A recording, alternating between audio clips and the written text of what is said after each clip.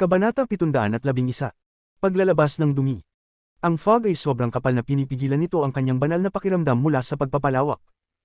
Ang Thunder Beast ay umungol at sumugod papasok sa fog. Ang kidlat ay bumalot sa katawan nito habang ito ay bumababa sa fog. Ang kidlat ay natunaw ang malaking bahagi ng fog habang bumababa.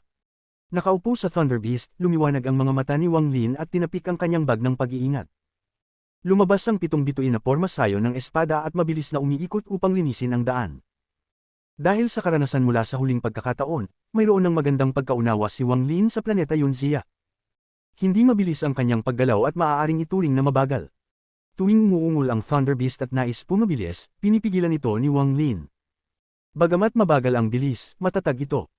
Sa tulong ng 7 bituin na porma sayo ng espada, madaling nalinis ang daan at mas malapit na sila sa ibabaw ng planeta. Kinalkala ni Wang Lin ang distansya na tinahak niya sa fog noong nakaraan, at nang mayroon na lamang dapat na kulang sa 1,000 talampakan, bigla siyang nakaramdam ng isang pakiramdam ng krisis sa kanyang puso. Napansin ng Thunder Beast ang panganib na ito ng mas maaga. Nang hindi naghihintay ng utos ni Wang Lin, agad itong nagbago ng direksyon at sumugod palabas. Isang payat na tentacle ang lumitaw tulad ng afterimage at dumaan sa lugar na kinalalagyan ni Wang Lin. Sobrang bilis nito at parang gumawa lamang ng isang maliit na butas sa fog. Buti na lang, mabilis na nakaiwas ang Thunder Beast. Ang tentacle na lumabas ay umiikot bago agad na umatras. Ngunit habang umaatras ito, niyakap nito ang 7 bituin na porma sayo ng espada ni Wang Lin. Parang may kasamang malakas na puwersa habang hinayla nito ang 7 bituin na porma sayo ng espada pababa. Nagmumukhang madilim ang mukha ni Wang Lin. Kung hindi niya nakilala ang panganib at nagmadali pababa, hindi sana siya nakaiwas sa tentacle. Buti na lang, hindi siya mabilis kaya nakaiwas ang Thunder Beast. Ang tentacle ay may malakas na kakayahan. Nang ito ay tumama sa 7 bituin na porma sayo ng espada, hindi niya na kayang kontrolin ang mga espada. Ang tentacle na ito ay pamilyar, tahimik na pinagnilayan ni Wang Lin bago lumiwanag ang kanyang mga mata at nakilala ang pinagmulan ng tentacle. Huminga ng malalim si Wang Lin. Ang bagay na ito ay nakakagulat na kamukha ng ikatlong anyo ng Moongazer Serpent. Ang Moongazer Serpent ay may 3 anyo. Ang unang anyo ay ang dormant na anyo na walang lakas ng opensa. Nang unang dumating si Wang Lin dito, iyon ang kalagayan ng Moongazer Serpent. Ang ikalawang anyo ay kapag lahat ng tentacles ay nakiusap at ang Moongazer Serpent ay nagbago ng iba't ibang hugis. Ang kasalukuyang Moongazer Serpent ay nasa ganitong kalagayan. Ang ikatlong anyo ay ang anyo ng pagsalakay. Lahat ng tentacles ay itinutok at maaaring umabot ng kasing haba ng Moongazer Serpent mismo. Kung ang isang tao ay makatagpo ng Moongazer Serpent sa ganitong anyo, kailangan nilang tumakas o sila ay atakihin. Habang iniisip ito, ang mukha ni Wang Lin ay naging mas malungkot. Tiningnan niya ang natitirang 1,000 talampakan ng fog at nagsimulang mag-alinlangan. Nang dumating ako dito noong nakaraan, may 2 Moongazer Serpents dito. Isa ay nasa unang anyo at ang isa ay natutulog. Bakit nagbago sila ngayon? Hindi ko alam kung alin sa mga Moongazer Serpent ang pag-aari ng tentacle na iyon. Isip-isip ni Wang Lin. Kung aalis siya ngayon, hindi lamang niya masasayang ang kanyang oras sa pagkolekta ng mga Celestial Ascension Fruits, mawawala pa ang 7 bituin na porma sayo ng espada. Nawalan ako ng isang yaman bago pa man ako nakalapit. Lumiwanag ang mga mata ni Wang Lin at ipinakita ang isang matatag na tingin. Talaga nga hindi siya nais na umalis ng ganito. Tinapik niya ang ulo ng Thunder Beast at saka ito sumugod papasok sa fog, ngunit hindi ito umungol. Pagkalabas nila sa fog, hindi na nahirapan ang kanyang banal na pakiramdam.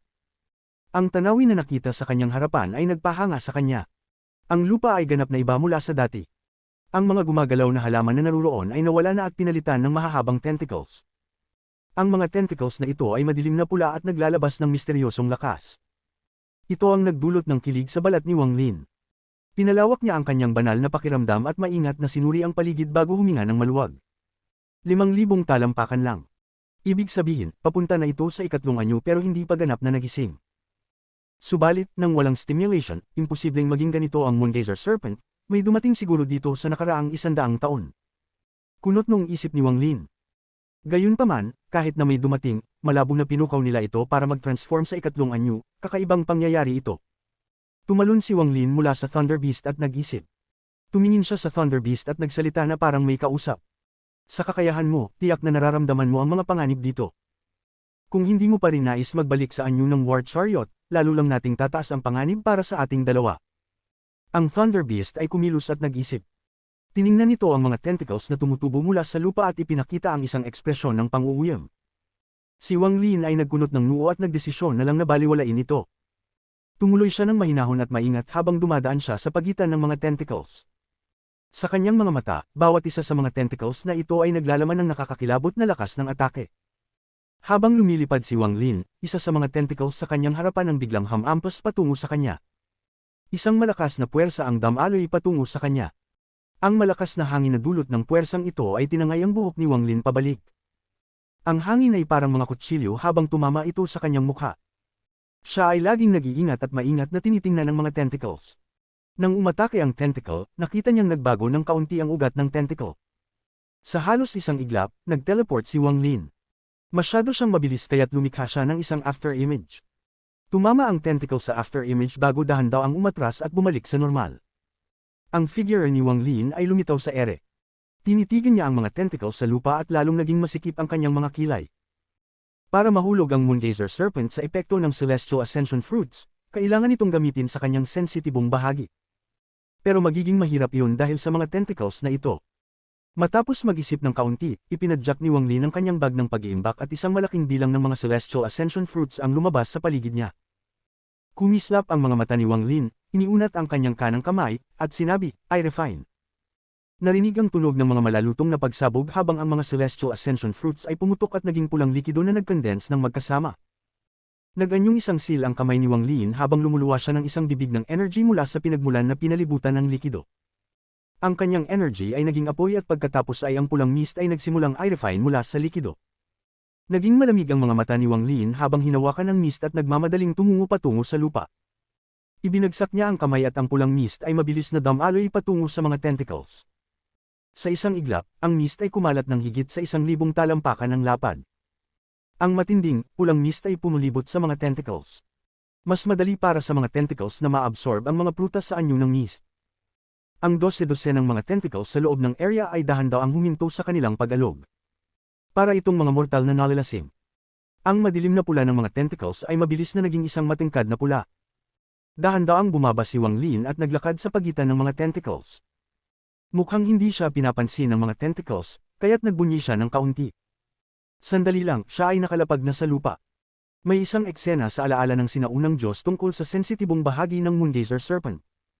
Ito ay ang ugat ng mga tentacles. Ang isang maliit na pampatanggal dito ay magpapasimula sa buong katawan. Maingat na kinuha ni Wang Lin ang mga Celestial Ascension Fruits, kadalasan ay 12 ng prutas ng sabay, at pinino ang mga ito sa isang pulang likido. Pagkatapos ilagay ang mga limitasyon, pinayagan niyang magsama ang pulang likido sa ugat ng mga tentacles. Habang ginagawa ito, siya ay sobrang maingat. Naglatag siya ng kanyang divine sense. Ang pagkapula mula sa mga tentacles ay mabilis na nawala, at alam ni Wang Lin na wala na siyang gaanong oras. Matapos ilagay ang pulang likido sa ugat ng huling tentacle, mabilis siyang lumipad palabas. Halos sa sandaling siya ay lumipad palabas, nawala ang pulang mist. Ang kulay ng mga tentacles ay nagbago mula sa matingkad na pula pabalik sa madilim na pula. Ngunit may mga umbok sa mga tentacles na kumilos pababa sa ilalim ng lupa. Nang makita ito ni Wang Lin, nakilala niya ang eksena. Ito ay ang Moongazer Serpent na naglalabas ng mga toxins mula sa kanyang katawan tulad ng isang mortal na gumagamit ng banyo. Ang Thunder Beast ay tumitingin kay Wang Lin mula sa langit, at medyo nainis. Nang tiningnan nito ang mga tentacles sa lupa, lalong naging matindi ang pagkadismaya sa mga mata nito. Gumalaw ito at dumiretso patungo sa lupa. Ang mga kidlat ay lumabas mula sa katawan nito at ang tunog ng pagkulog ay kumalat sa buong planeta. Biglang humarap si Wang Lin at sumigaw, "Hayop na beast, bumalik ka agad." Sa eksaktong sandaling iyon, ang lupa ay kumilos na parang buhay ang buong planeta. Lahat ng mga tentacles ay huminto sa pag-alog at agad na nag-extend patungo sa Thunder Beast. Napakarami ng mga tentacles na lumalabas mula sa lupa. Noong una ay puno ng pagkadismaya ang Thunder Beast habang ang mga kidlat ay dumadaloy sa mga tentacles at papasok sa lupa. Ngunit sa susunod na sandali, isang misteryosong puwersa ang damaloy mula sa mga tentacles at nagbigay ng pulang liwanag ang mga tentacles. Ang liwanag na ito ay nakakasilaw, at sa isang iglap, ang buong planeta ay naging pula. Ang mga tentacles ay gumalaw ng mas mabilis, at sa isang kisap mata, niyakap nila ang Thunder Beast. Hindi alintana kung gaano man ang pagsubok na gawin ng Thunder Beast o ang pagpapalabas ng mga kidlat, walang epekto sa mga tentacles. Hindi nito kayang basagin ang kahit isang tentacle. Malayo si Wang Lin, at ang kanyang mukha ay labis na madilim. Ang Moongazer Serpent sa ikatlong anyo ay sobrang sensitibo sa tunog, kaya't mas marami ang umatungal ng Thunder Beast, mas higpit ang mga tentacles na yamakap dito. Ang pagkadismaya sa mga mata ng Thunder Beast ay dahan-dahang nawala at pinalitan ng takot. Nagpadala si Wang Lin ng voice transmission. Tumigil ka sa pag-angal. Ang mukha niya ay malamig habang kumuha siya ng Celestial Ascension Fruits. Sa oras na ito sa core ng planeta Yunzia, isang payat na figure ang nakaupo sa loob ng isang malawak na yungim. Sa labas ng kanyang katawan ay isang malaking hulno. Mga hibla ng tentacles na kasing laki ng braso ay nakabalot sa hulno. Patuloy na kumikilos ang mga tentacles na parang may inaabsorb. Ang ekspresyon ng matanda ay naging madilim nang bigla siyang magbukas ng mata at lalong naging seryoso ang kanyang mukha. Nagsimula ang mga pader ng yungib na gumalaw at pumasok ang maraming pulang mist. Mayroon ding masangsang na amoy na may kasamang kidlat na lalong nagpapabaho sa amoy. Ang matanda ay si Greed. Kung naruroon si Wang Lin, agad niyang makikilala ang lugar na ito bilang ang lugar kung saan ang Moongazer Serpent ay nag-a-absorb ng mga sustansya at naglalabas ng dumi. Kabanata 712. Ang munting kayamanan ni Greed. Pinamukpok ni Wang Lin ang kanyang bag at inilabas ang isang malaking halaga ng Celestial Ascension Fruits. Tahimik niyang tinitigan ng Thunder Beast na patuloy na nakikipaglaban sa mga tentacles, ngunit hindi na ito ng ahas mag-angal. Ibinangon niya ang kanyang kanang kamay at ang lahat ng prutas ay sumabog at naging katas. Matapos ma-refine ng kanyang origin energy, ang katas ay naging pulang mist. Lumapit si Wang Lin na may kasamang pulang mist at lumitaw sa tabi ng nakakulong na Thunder Beast. Walang awang pinisil niya pababa ang pulang mist. Narinig ang ilang malalakas na tunog ng pagputok habang kumakalat ang mist sa paligid ng Thunder Beast. Ang pagkakahawak ng mga tentacles ay bahagyang lumuwag at nagsimulang magbago ang kulay nila sa kulay kristal na pula. Sa pagkakataong ito ng pagpapahina ng mga tentacles, ang Thunder Beast ay pinalibutan ng kidlat. Pagkatapos ay ang napakalaking katawan nito ay lumiit at bumalik sa pagiging chariot, saka ito mabilis na tumakas. Inabot ni Wang Lin ang kanyang kaliwang kamay at inilagay ang God-Slaying War Chariot sa kanyang bag. Malinaw na natatakot ang Thunder Beast. Noong una, ayaw nitong bumalik sa bag, ngunit ngayon ay sumang-ayon din ito. Matapos ilagay ang Thunder Beast sa bag, nagsimula ng maglakbay si Wang Lin. Gamit ang pulang mist, pansamantalang pinalalakas nito ang mga tentacles bago ipasok ang katas sa mga ugat ng mga ito. Paulit-ulit niyang ginawa ito. Mabuti na lang at marami siyang Celestial Ascension Fruits, kundi matagal na siyang naubusan. Mahalaga kay Wang Lin ang mag-ingat at maging maingat sa buong proseso. Pagkalipas ng ilang araw, sa wakas ay nailagay niya ang katas ng Celestial Ascension Fruits sa karamihan ng mga tentacles ng planeta. Tinatayang 70% hanggang 80% ng mga tentacles ng Moongazer Serpent ay may katas ng Celestial Ascension Fruits na ipinasok sa loob. Pag-activate ko ng mga restriction, babagsak ang mga seal. Sayang lang, naubos na ang lahat ng Celestial Ascension Fruits ko. Kung lahat ng tentacles ay apektado, magiging perpekto sana. Nag-isip si Wang Lin at napagdesisyonan na huwag nang maghanap pa ng iba pang Celestial Ascension Fruits. Masyadong kakaiba ang lugar na ito at natatakot siyang magkakaroon pa ng mga pagbabago pagbalik niya. Kapag nagising ang Moongazer Serpent, magiging walang silbi na ang Celestial Ascension Fruits laban dito. Ang mga mata ni Wang Lin ay kumikislap at ang katawan niya ay dumausdad sa ilalim ng lupa. Ang lupa ay puno ng malagkit na likido kaya't kailangang gamitin ni Wang Lin ang Celestial Spiritual Energy sa katawan upang itulak ito. Walang patid, maingat na tinahak ni Wang Lin ang metal vein sa ilalim ng lupa. Ngunit matapos ang ilang sandali ng pagbaba, kumislap ang mga mata ni Wang Lin at nag-ingat siya sa paligid. Nakita ni Wang Lin ang mga banayad na paggalaw ng Celestial Spiritual Energy sa paligid ng lupa. Ang Celestial Spiritual Energy na ito ay natrap sa malagkit na likido. Ayon sa alaala ni Wang Lin, ang likido ay malabo at walang trace ng Celestial Spiritual Energy noong huli siyang nandito. Parang may dumaan dito sa nakaraang 100 taon. Pumasok sila ng malalim sa Moongazer Serpent at ginamit ang isang makapangyarihang spell. Kaya naman may Celestial Spiritual Energy na natrap sa lupa at dahan-dahang nagbabago ang Moongazer Serpent mula sa pangalawang anyo nito patungo sa pangatlong anyo. Nag-isip si Wang Lin habang patuloy siyang bumababa. Pagkalipas ng ilang panahon, narating niya ang metal vein na siyang buto ng Moongazer Serpent. Isang apoy ang sumik at pinailawan ang dilim sa paligid ng buto. Ang mga mata ni Wang Lin ay kumislap. Ang layunin niya sa pagpunta dito ay ito. Ipinatong ni Wang Lin ang kanyang kanang kamay sa buto at handa nang kunin ito. Ngunit agad siyang tumigil at nagsimulang mag-isip. Ang makakapagpabago sa Moongazer Serpent ay nangangahulugang ang cultivation ng taong ito ay nakakagulat. Kung patay na siya, wala nang problema. Ngunit kung siya ay nagtatago o nakulong dito, kapag kinuha ko ang buto at pinalabas ko ang Celestial Ascension Fruits, malamang ay lilito siya. Kung ganoon, madidagdagan ang mga posibilidad. Ibinawi ni Wang Lin ang kanyang kanang kamay. Matapos mag-isip ng ilang sandali, lumipad siya sa kahabaan ng buto. Nagdesisyon siyang maghanap ng maingat sa paligid upang malaman kung may ibang cultivator na naruroon. Kapag kailangan ni Wang Lin mag-ingat, palagi siyang naging maingat. Lalo na sa mga pagkakataong tulad nito, kung saan madaling mamatay kung magkamali. Hindi siya pwedeng magkamali. Ang pagkuha ng buto mula sa katawan ng Moongazer Serpent ay maaaring isa sa 3 pinakamapanganib na sandali ng buhay ko. Kumislap ang mga mata ni Wang Lin at naging mas maingat siya. Sa Land of Ancient God, umaasa siya sa talino. Sa Celestial Realm, umaasa siya sa pag-iingat. Sa Demon Spirit Land, umaasa siya sa determinasyon. Sinundan ni Wang Lin ang buto at patuloy na naglakbay. Matapos ang mahabang panahon, biglang tumigil si Wang Lin. Ang mga mata niya ay kumislap ng maliwanag habang nakatingin siya sa buto sa harapan niya. May malaking bitik sa buto, at may tuyong layer ng mucus dito. Malinaw na ito ay dahil sa napakahabang panahon ng pagkaabala. Malalim ang bitik na ito, kahit hindi sapat upang hatiin ang buto. Matapos ang maingat na pagsusuri, naging seryoso ang ekspresyon ni Wang Lin. Hindi nakakapagtaka na ang Moongazer Serpent ay nagbabago patungo sa pangatlong anyo.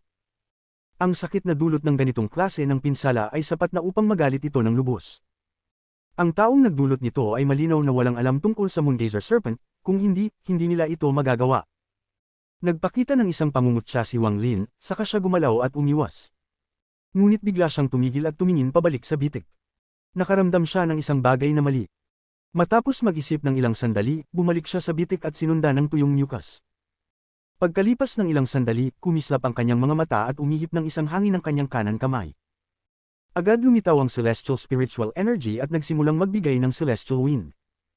Agad natunaw ang tuyong mucus, na nagpakita ng malalim na bitik sa ilalim nito. Sa kailaliman ng bitik ay isang malaking bundok. Naharangan ang daan ng mucus dati, kaya hindi ito nakita ni Wang Lin. Bukod pa rito, halos ganap nang nai-integrate ang bundok sa buto, kaya't halos hindi ito makikilala. Nang mag-move si Wang Lin ng isang segundo kanina, napansin niyang ang celestial spiritual energy dito ay masiksik kumpara sa iba pang bahagi. Ang pinagmula ng celestial spiritual energy ay mula sa bitik. Habang tinititigan ng bundok na na-integrate na sa buto ng Moongazer Serpent, ang liwanag sa mga mata ni Wang Lin ay nawala at pinalitan ng isang misteryosong liwanag. Kasakiman. Isang malupit na ekspresyon ang lumabas sa mukha ni Wang Lin. Nakita ni Wang Lin ang bundok na ito dati. Ito ang yaman na inilabas ni Greed at tinanggal ang Mountain Soul mula rito. Talaga bang hinabol nila ako? Kumislap ang mga mata ni Wang Lin. Hindi na siya nagmamadaling kunin ang buto ng Moongazer Serpent. Hindi ko alam kung lahat ba sila ay dumating, o kung ilang tao lang, o kung si Greed lang ang dumating. Pinag-isipan ni Wang Lin habang pinagmamasdan ang bundok. Lumapit siya at pumasok ng direkta sa bitik. Ang mga pader ng buto ay hindi pantay at ang malaking halaga ng metal ore ay naglalabas ng pulang liwanag. Maganda itong tingnan. Ang 7-star sword formation ay kinuha ng mga tentacles at hindi ko alam kung saan napunta. Ngunit hindi ko kayang bitawan ang bundok na ito. Sa status at mga gawin ni Greed, tiyak hindi ordinaryo ang kanyang mga yaman. Kumislap ang mga mata ni Wang Lin at maingat niyang tinignan ang paligid bago dumating sa tabi ng bundok. Ang gilid ng bundok ay ganap nang nai-integrate sa buto at hindi muna ito matutukoy. Makikita na may flame metal na lumitaw sa bundok. Ganap ang assimilation, kaya't mahirap ito. Hindi ko magagamit ang Celestial Ascension Fruits ngayon. Pinag-isipan ni Wang Lin bago gumawa ng isang sword gamit ang kanyang dalawang daliri at sinubukang tingnan ang tibay ng bundok. Ang bundok ay sobrang tigas. Puno ng Celestial Spiritual Energy ang kanyang mga daliri ngunit walang bakas na naiwan. Kumislap ang mga mata niya at inilabas ang ilang sword energy ni Ling Tianhao sa kanyang daliri. Itinapon niya ang ideya ng pagkuha ng buong bundok. Sa halip, pinili niyang umiiwas sa assimilated part at binagsak ang espada. Isang bitik ang tahimik na lumitaw sa bundok at dahan-daang kumalat. Nagkaroon ng mahinang tunog habang ang malapit na bahagi ng bundok ay nahulog mula sa buto ng Moongazer Serpent. Ang posisyon na pinili ni Wang Lin ay napakaingat. Ipinagwasak niya ang buong assimilated part kaya't hindi na niya pinukaw ang Moongazer Serpent. Pagdating sa kabilang bahagi, maingat na tiningnan ni Wang Lin ito at muling inusal ang kanyang mga daliri.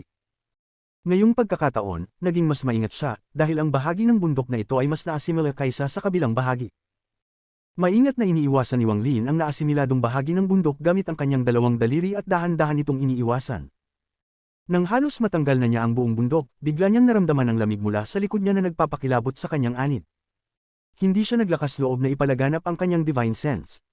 Sa ilalim ng malamig na aura na ito, para siyang may mga mata na nakapikit at may isang espada na nakatutok sa pagitan ng kanyang mga kilay. Sa sandaling iyon, lumitaw ang pakiramdam na ito kasabay ng lamig sa kanyang likod.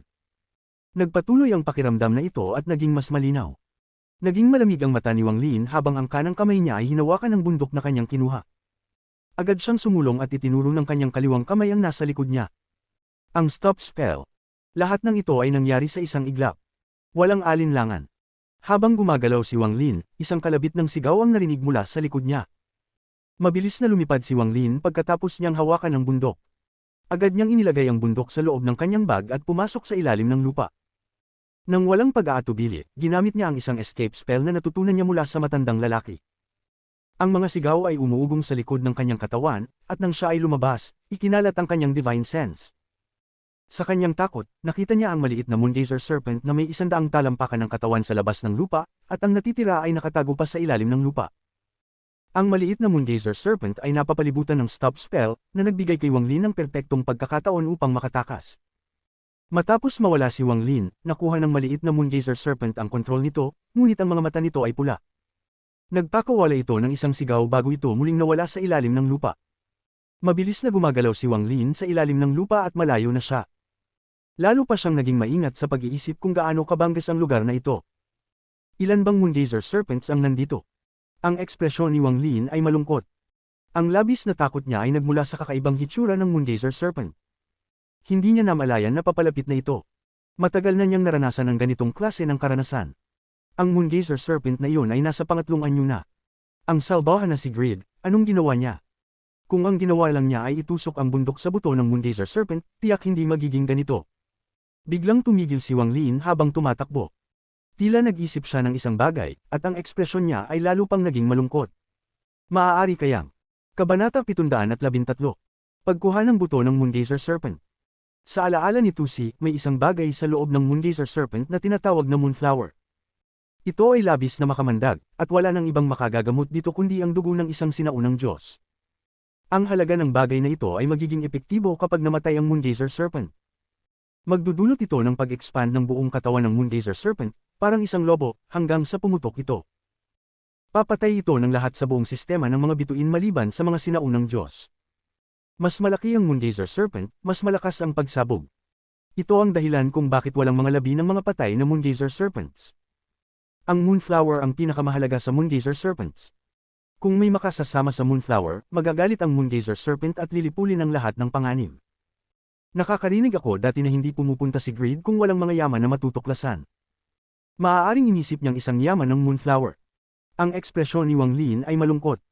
Sa mga alaala ni Tusi, hindi maaaring kunin ang moonflower. Kung kinuha ito, agad itong sisabog. Kung totoo ito, isang pagsabog mula sa moongazer serpent na ganito kalaki ay kayang magpuksa ng kalahati ng hilagang bahagi ng rehiyon. Nagkikilog ang anit ni Wang Lin. Kung walang mag-iistorbo sa moongazer serpent, kahit na matapos ang maraming taon, hindi ito mamamatay. Mananatili lamang ito sa ikalawang anyo nito hanggang sa mamatay ito ng natural. Kahit noon, aabutin pa ng matagal bago ito mamatay. Kahit may dumating, sa lakas ng moongazer serpent, imposibleng kunin ng sinuman ang moonflower. Magbibigay lang sila ng kanilang buhay.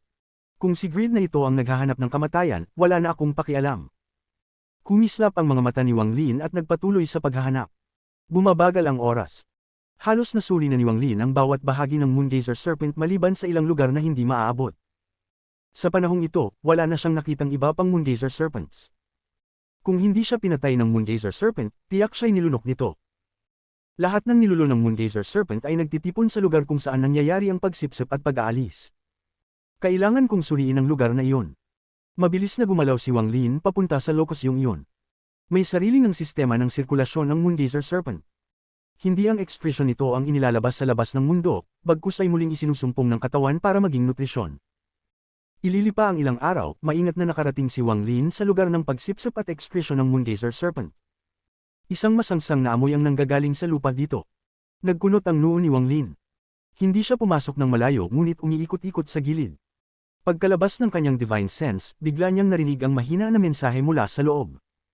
May kasamahan ba sa labas? Iligtas niyo ako at magkakaroon ng malaking gantimpala. Pinagmasdan ni Wang Lin ang lugar, masusing iniisip. Ang boses na iyon ay pamilyar sa kanya. Si Grid. Kaibigan, iligtas mo ako, marami akong yaman. Kung ililigtas mo ako, ibibigay ko sa iyo lahat. Sa lugar ng pagsipsip at excretion ng Moongazer Serpent, ang katawan ni Greed ay napakapayat na.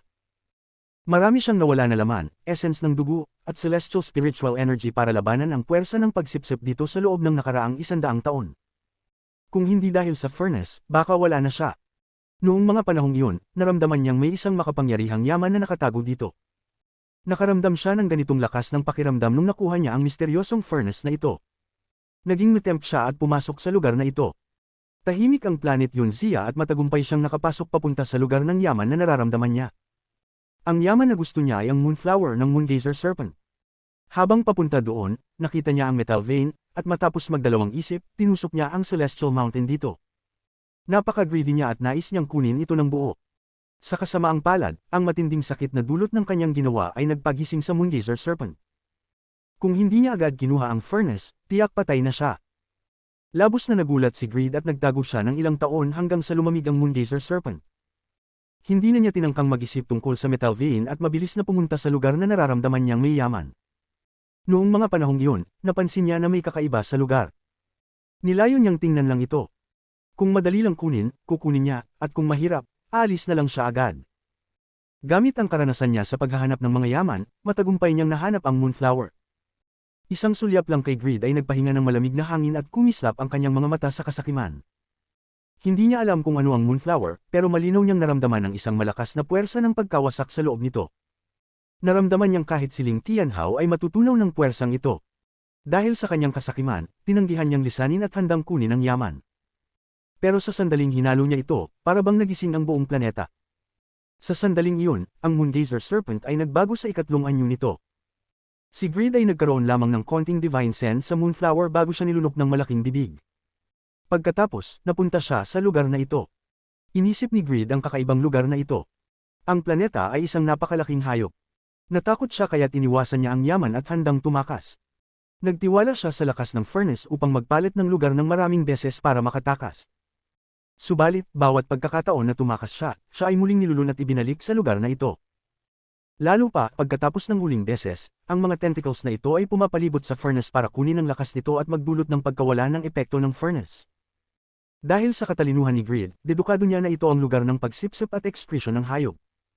Ngunit hindi niya naintindihan kung bakit hindi siya pinatay ng hayop at patuloy siyang binabalik dito. Ito ang unang pagkakataon sa loob ng 100 taon na naramdaman niyang may tao sa labas. Hindi kayang ipaliwanag ang excitement na naramdaman niya. Kaibigan, iligtas mo ako. Nanumpa ako, magkakaroon ng malaking gantimpala. Patuloy na nagpapadala ng divine sense messages si Greed. Hindi nagsalita si Wang Lin. Sa halip, lumingon siya at umalis. Alam ni Wang Lin na sa kasalukuyang antas ng kanyang cultivation, madali siyang makapasok, ngunit imposibleng makalabas. Nang matuklasan niyang si Greed lang ang nagmula sa Alliance Star System, wala na siyang alalahanin. Nang maintindihan ito, wala nang pakialam si Wang Lin. Kung mag-aaksaya siya ng oras sa pag-uusap kay Greed, hindi na siya magiging Wang Lin. Lumiko siya at umalis ng walang pag-aalinlangan. Hindi siya tinukso ng mga yaman na binanggit ni Greed. Ang mga bagay na nararapat sa kanya, tiyak makakamtan niya, at ang hindi nararapat, hindi siya magiging sakam. Kung hindi, parang binabaliwala na lang niya ang 900 taon ng kanyang cultivation. Dahil dito, iniwasan ni Wang Lin ang pagkakataon ng una siyang dumating dito hanggang sa makuha niya ang sapat na Celestial Ascension Fruits. Gumagalaw siya tulad ng hangin sa pamamagitan ng lupa. Pagkatapos ng hindi tiyak na panahon, nakarating siya sa lugar kung saan ang bitik sa buto. Maingat niyang manatyagan ito ng matagal bago matukoy na walang ibang Moongazer Serpent sa paligid.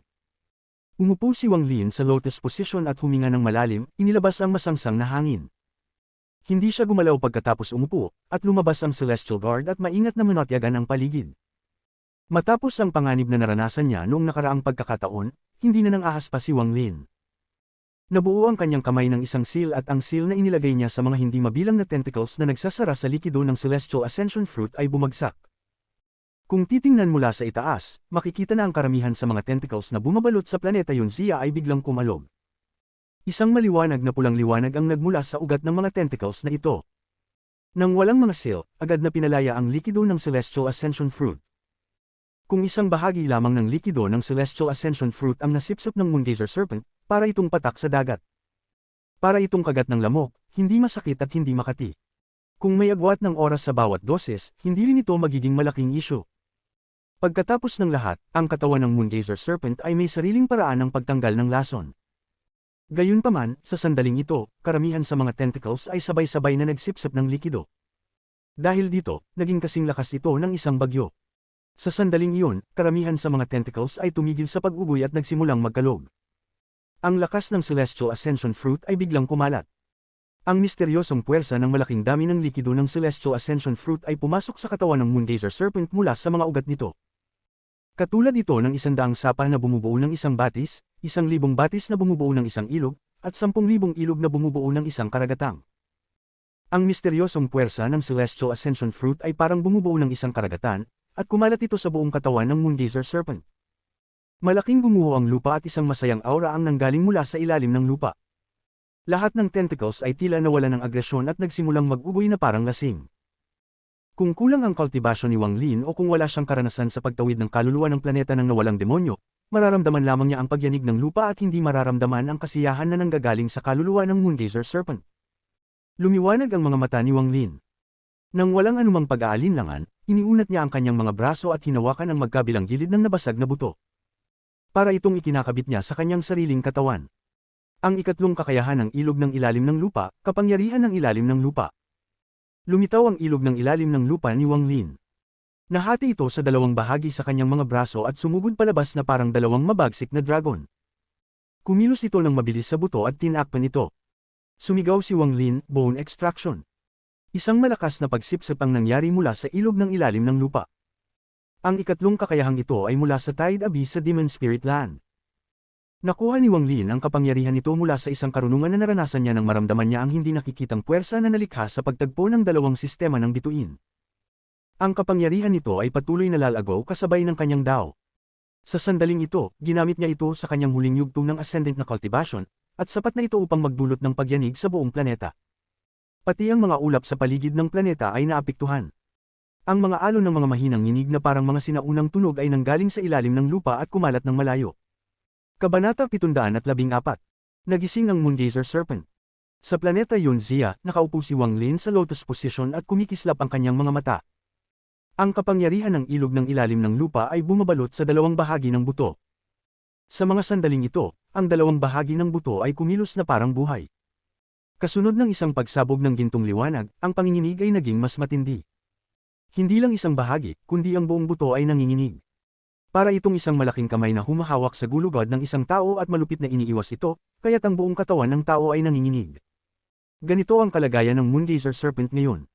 Ang buong planeta ay nagsimulang magninig ng malakas. Ang paligid ni Wang Lin ay nanginginig ng malupit, ngunit ang katawan niya ay tila nakatanim sa lugar at nanatiling hindi gumagalaw. Isang matinding sakit ang kumalat sa buong katawan ng dambuhalang Moongazer Serpent, ngunit dahil sa malaking dami ng Celestial Ascension Fruits, ang sakit ay nabawasan ng malaki. Gayun din, sa pamamagitan ng ilang kakaibang paraan, ang sakit na ito ay naging isang matinding pakiramdam ng kasiyahan. Mga pagsabog ng pulang mista ang lumabas mula sa hindi mabilang na mga tentacles na bumabalot sa planeta.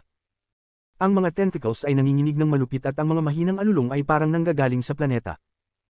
Ang lahat ng mga tentacles sa ibabaw ay parang nagkakaroon ng matinding pag-igting at ang haba nila ay damobel mula sa kanilang orihinal na 1,000 talampakan. Kung titingnan mula sa kalawakan, magiging itsura ng planeta Yunzia ay isang dambuhalang sea urchin. Sa kalaliman ng planeta Yunzia, ang mga mata ni Wang Lin ay kumikislap pa. Ang walang katapusang puwersa ng pagsipsip mula sa kanyang mga braso ay kumalat sa dalawang bahagi ng buto. Ang puwersa ng pagsipsip ay parang isang kutsilyo na naghihiwalay sa buto mula sa katawan ng Moongazer Serpent. Habang nangyayari ito, ang dambuhalang Moongazer Serpent ay nanginginig ng mas malakas. Hindi mabilang na mga bitik ang lumitaw sa ibabaw ng planeta, at ang mga tentacles ay lalo pang humahaba. Kasabay nito, isang malaking dami ng lupa ang nahulog mula sa katawan ng Moongazer Serpent.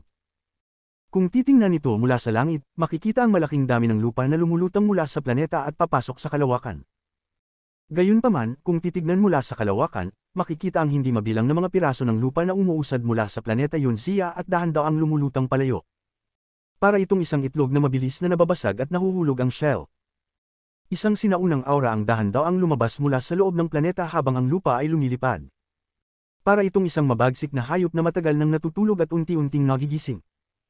Ang panginginig ay naging mas intense at mas maraming pulang mista ang nagsimulang lumabas mula sa mga tentacles. Ang pinaghalong pulang mista at ang ulap sa labas ay tila bumubuo ng isang makapal na kakon. Sa planeta Yunzia, ang mga mata ni Wang Lin ay kumikislap ng mas maliwanag. Ang lupa ay nagninig ng mas malupit bago, at isang makapal na pakiramdam ng krisis ang sumak sa kanya mula sa lahat ng direksyon. Biglang tumayo si Wang Lin at gumalaw ng kasing bilis ng liwanag. Sa mga sandaling ito, ang kanyang mga mata ay naglalaman ng kapangyarihan ng kidlat. Agad siyang nakarating sa kaliwang bahagi ng buto. Ang kanyang dalawang kamay ay mahigpit na humawak sa buto at sumigaw, tumayo. Ang sigaw na ito ay parang isang kulog na umuukit sa buong lakas ni Wang Lin bilang kapalit ng malakas na kapangyarihan. Hindi mabilang na mga ugat ang tumambad sa kanyang mga braso, at may mga kumikislap na mga ron na lumitaw mula sa pagsasalin ng kanyang celestial spiritual energy. Mahigpit na hawak ng kanyang mga kamay ang kaliwang bahagi ng buto. Ang mga mata niya ay naglalaman ng bahagyang kabangisan, ngunit sa kaloob-looban ng kabangisan na ito ay isang hindi pangkaraniwang pakiramdam ng kalmado. Tumayo ka para sa akin. Muling sumigaw si Wang Lin at hinayla ulit ang buto. Ang lupa ay nagninig ng mas malupit at masakit na alulong ang naririnig mula sa ilalim ng lupa. Gayunpaman, dahil sa lakas ng Celestial Ascension Fruits, hindi kayang matukoy ng dambuhalang Moongazer Serpent kung saan nanggagaling ang pakiramdam na ito. Nagninig pa ang lupa at ang katawan ni Wang Lin ay tumaas, at hinayla ulit niya. Pinilit niyang ilipat ang kalahating bahagi ng buto ng 3 pulgada. Basta't ito ay may lilipat, kahit 1 pulgada ay mahalaga. Inactivate ni Wang Lin ang lahat ng Celestial Spiritual Energy sa kanyang katawan ng walang pag-aalinlangan at hinayla ang buto. Walang katapusang pag-ugong ang naririnig mula sa ilalim ng lupa habang ang buto na may napakaraming kilometro ang haba ay dahan-daang hinihila ni Wang Lin. 7, 10, 3 talampakan, 6 na talampakan, 10 talampakan, 100 talampakan. Ang tunog ng pagkiskas ay sapat na upang magpatigil ng kaluluwa. Nagsimula ng hilahin ni Wang Lin ang kalahating bahagi ng buto ng mas mabilis at mas mabilis. Ang mukha ni Wang Lin ay mabagsik, at ang celestial spiritual energy sa kanyang katawan ay dumadaloy ng sobra. Kung hindi pa siya nakarating sa huling bahagi ng ascendant, hindi na siguro niya kayang tiisin ang paggamit ng celestial spiritual energy ng ganito. Bawat beses na umiikot ang celestial spiritual energy, ang lakas ni Wang Lin ay tumataas ng malaki. Mahalaga ang oras, at tumataas ang panganib sa bawat segundo na ginugol niya dito. Ang mga mata ni Wang Lin ay naging duguan habang muling sumigaw siya. Umabot sa rurok ng lakas. Isang malakas na tunog ang narinig habang si Wang Lin ay dumaan patungo sa ibabaw kasama ang kalahating bahagi ng buto. Agad na dumaan ang Celestial Guard kay Wang Lin at nagmadaling dumaan patungo sa kabilang bahagi ng buto. Kung ikukumpara, ang Celestial Guard na nasa illusory yin stage at may kultibasyon ng pamamaraan na kahawig ng mga sinaunang Diyos ay mas malakas kay Wang Lin.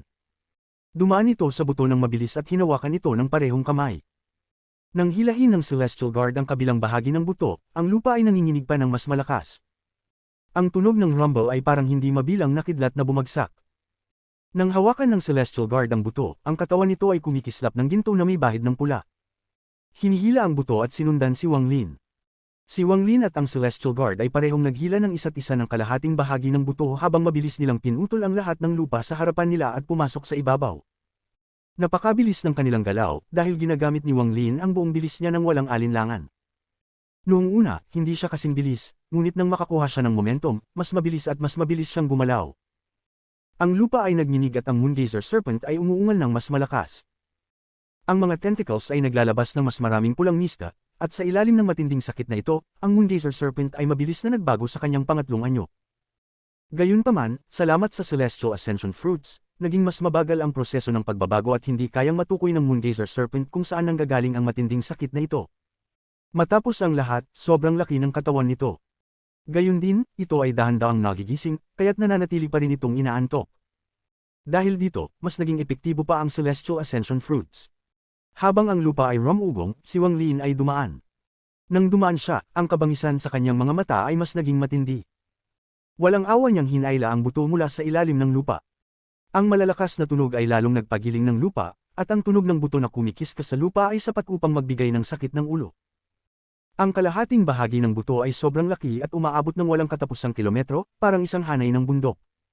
Mula sa malayo, tila isang dambuhalang gintong dragon ng apoy. Ang bagay na ito ay sobrang laki at hindi masukat sa bag na ginagamit ni Wang Lin, kaya't kailangang hilahin niya ito habang papalapit siya sa kalangitan. Ang kanyang anyo ay napakaliit kumpara sa dambuhalang buto. Kung hindi titingnan ng maigi, hindi nila siya makikita. Sa sandaling ito, muling umalog ang lupa at tumakbo ang Celestial Guard. Bitbit nito ang kabilang kalahati ng buto at sumunod ng mabilis kay Wang Lin. Charge! Ang mga mata ni Wang Lin ay namumula, at ang pag-ikot ng celestial spiritual energy sa kanyang katawan ay lumampas na sa kanyang limitasyon. Ang ilang bahagi ng celestial spiritual energy ay tumutulo palabas ng kanyang katawan, na nagdudulot sa kanya ng matinding sakit. Ngunit, kumpara sa makuha ang buto ng Moongazer Serpent, ang sakit na ito ay kayang tiisin. Alam ni Wang Li na kailangan niyang umalis ng mabilis, dahil kung siya'y magtatagal, masisira ang lahat at maaari pang mawala ang kanyang buhay dito. Hindi niya akalaing papayagan ng Moongazer Serpent na makalabas ang nilalang na kumuha ng kanyang buto. Kapag siya'y nilamon, tiyak na mamatay siya. Bagamat nais ng mga tentacle na igapos sila, dahil sa epekto ng Celestial Ascension Fruits, bumagal ang kanilang mga galaw. Ngunit, ang buto ay sobrang laki, kaya't kahit mabagal ang mga tentacle, marami pa rin sa mga ito ang pumapalibot sa buto. Walang pag-aalinlangan na kinuha ni Wang Lin ang kanyang bag ng holding at kinuha ang restriction flag. Makikita sa kanyang mata ang sakit, ngunit hindi ito ang tamang oras para mag-alala. Gumawa siya ng isang seal at itinutok ang kanyang daliri sa restriction flag. Biglang kumilos ang bandila at tila naglabas ng isang malungkot na sigaw. Matapos lahat ng taon na kasama ni Wang Lin ang bandila, higit sa 900 taon ng pagpapino ay nagbigay ng bahagyang katalinuhan dito. Ang malungkot na sigaw ay nagpakita ng isang kalasag ng determinasyon. Ang restriction flag ay sumabog at ang mga walang katapusang restriction ay nagtagpo at naging isang itim na meteor. Tila may apoy na sumabog sa loob nito habang tinamaan ang mga tentacle na nakapalibot sa buto. Ang sariling pagsabog ng restriction flag ay nagbigay ng malakas na puwersa. Sa sandaling ito, isang napakalaking restriction ang lumitaw, at ang restriction na ito ay naglalaman ng isang espiritu. Ang espiritu na ito ay nabuo dahil kay Wang Lin, at ito rin ay napawi para kay Wang Lin. Dahil ang napakalaking restriction na ito ay may kasamang espiritu, naglabas ito ng walang katapusang lakas. Nang bumagsak ito sa mga tentacle, pinabagal nito ang mga ito ng agad. Napakalakas ng Moongazer Serpent. Kahit ang sariling pagsabog ng restriction flag ay hindi kayang putulin ng mga tentacle. Makakapagpabagal lamang ito sa mga tentacle ng ilang saglit. Tahimik na nagsay si Wang Lin, ngunit hindi siya nagdalawang isip at walang pag-aalinlangan na hilahin ang buto. Hinailan niya ang untangled na buto at tumakbo patungo sa ulap sa kalangitan habang dala ang buto. Habang ang kalahating buto na hawak ng Celestial Guard ay nalamukos din. Ngunit dahil sa pagkasira ng restriction flag, ito rin ay nahulog at hinaila, at ang gwardya ay sumunod kay Wang Lin. Hanggat makalampas sila sa ulap na ito, makararating sila sa walang katapusang kalawakan. Ngunit, sa sandaling ito, umabot sa tuktok ang pag-uga ng lupa at isang malaking puwang ang lumitaw. Para itong isang napakalaking bibig, at isang ungol na yumunig sa kalangitan at lupa ang lumabas mula sa malaking bibig na ito. Ang katawan ni Wang Lin ay kumabog, at ang lahat ng celestial spiritual energy sa kanyang katawan ay bumagsak. Ang kanyang mukha ay puno ng sakit at siya'y umubo at lumabas ang isang bangkos ng dugo. Kabanata 715. Tumakas. Kahit ang katawan ng Celestial Guard ay kumabog, at ang gininto ang liwanag sa paligid ng katawan nito ay medyo naglaho. Kinagat ni Wang Lin ang kanyang mga ngipin. Hindi niya pinansin ang aura ng malaking bibig habang muling tumakbo papunta sa makapal na ulap. Ngunit, ang crack sa lupa ay patuloy na lumalaki. Sa sandaling ito, nagsimulang umangat ang lupa at ang buong planeta ay nagsimulang umalog. Malaking bahagi ng lupa ang bumagsak at lumipad papunta sa kalawakan. Ang tagpong ito ay halos kapareho ng nangyari nang gumuho ang isang planeta dahil sa orihinal na katawan. Ngunit, ang planetang iyon ay gumuho mula sa loob, at ang pagsabog ay sobrang lakas. Kung ang mga mabababang cultivator ay masyadong malapit, wala silang pagkakataong makaligtas. Ngunit, ang planeta ng Yunzia ay medyo naiiba. Bagamat gumuho rin ito, wala itong mapaminsalang puwersa. Mas nagising ang Moongazer Serpent at nililigpit ang mga debris na naipon sa katawan nito sa mga nakaraang taon. Ang patuloy na pag-angat ng lupa ay isang ilusyon lamang, dahil ang tinatawag na lupa ay katawan lamang ng Moongazer Serpent. Ang pag-angat ng lupa ay simpleng pag-ikot ng Moongazer Serpent at pagtataas ng ulo nito. Biglang nagsara ang malaking crack, at ang bilis nito ay hindi maipaliwanag. Naging malamig ang mga mata ni Wang Lin. Ang lakas ng Celestial Ascension Fruits ay nariyan pa, kung hindi, wala siyang paraan upang makaalis. Hanggat mapipigilan niya ang Moongazer Serpent kahit saglit, makakadaan siya sa ulap at makakapasok sa kalawakan. Kinagat ni Wang Lin ang kanyang mga ngipin at malapit ng tapikin ang kanyang bag ng holding nang biglang kumitid ang kanyang mga mata. Sa sandaling ito, naramdaman niya ang isang pagbabago na pamilyar sa kanya habang lumalapit ang malaking bibig. Ito ay ang pagbabago mula sa 7-star sword formation. Inilabas niya ang kanyang kanang kamay mula sa bag at gumawa ng sail. Itinutok niya ang kanyang daliri at sumigaw, sword formation, spin. Ang kanyang tinig ay may lakas at tumagos tulad ng kidlat patungo sa 7-star sword formation sa loob ng malaking bibig. Ang 7-star sword formation ay mabilis na umiikot at naglabas ng walang katapusang enerhiya ng espada na umatake ng mabagsik mula sa loob. Ngunit, ang mga pag-ataking ito ay talagang maliit lamang para sa Moongazer Serpent at hindi ito nakapagpahinto kahit kalahating segundo. Habang tinitingnan ng papalapit na bibig, ang mga mata ni Wang Lin ay kumislap at sumigaw, "Rat Sword, explode!" Isang malalakas na tunog ang umabot mula sa bibig at pagkatapos ay isang ungol mula sa loob. Pabilis ng pabilis ang bibig at nasa loob na ito ng 1,000 talampakan mula kay Wang Lin. Mabilis ang takbo ni Wang Lin, at siya at ang Celestial Guard ay pumasok na sa makapal na ulap.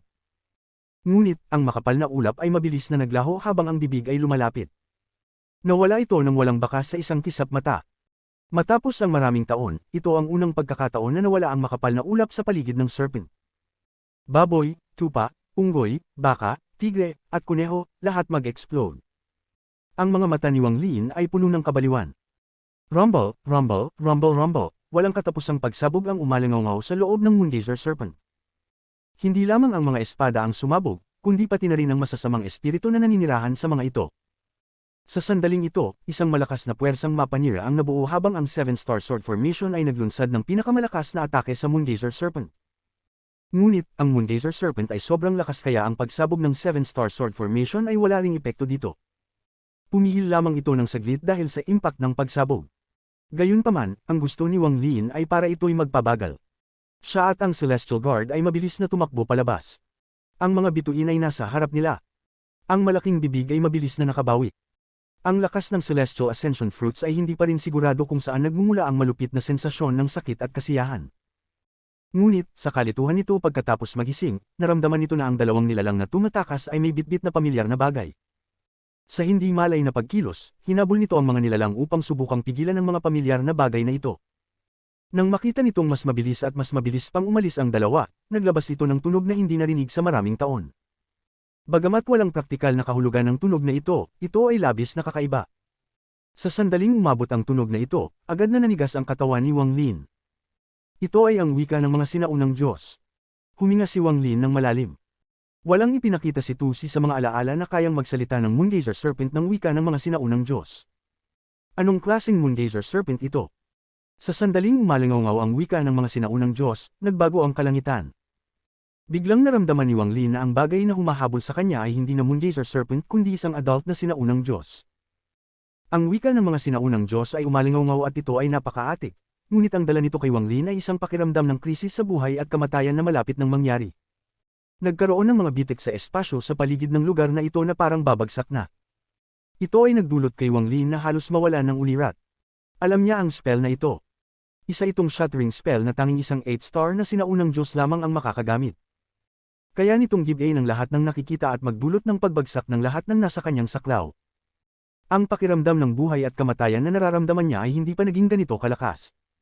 Lumiko si Wang Lin at naglabas ng malakas ngunit kakaibang ungol. Ang kanyang binanggit ay wika ng mga sinaunang Diyos, na kanyang minamana kay Tusi. Biglang huminto ang lupa at bahagyang nagsara ang malaking bibig. Kasabay nito, dalawang bitik pa ang lumitaw, na nagbukas ng malamig na mga mata.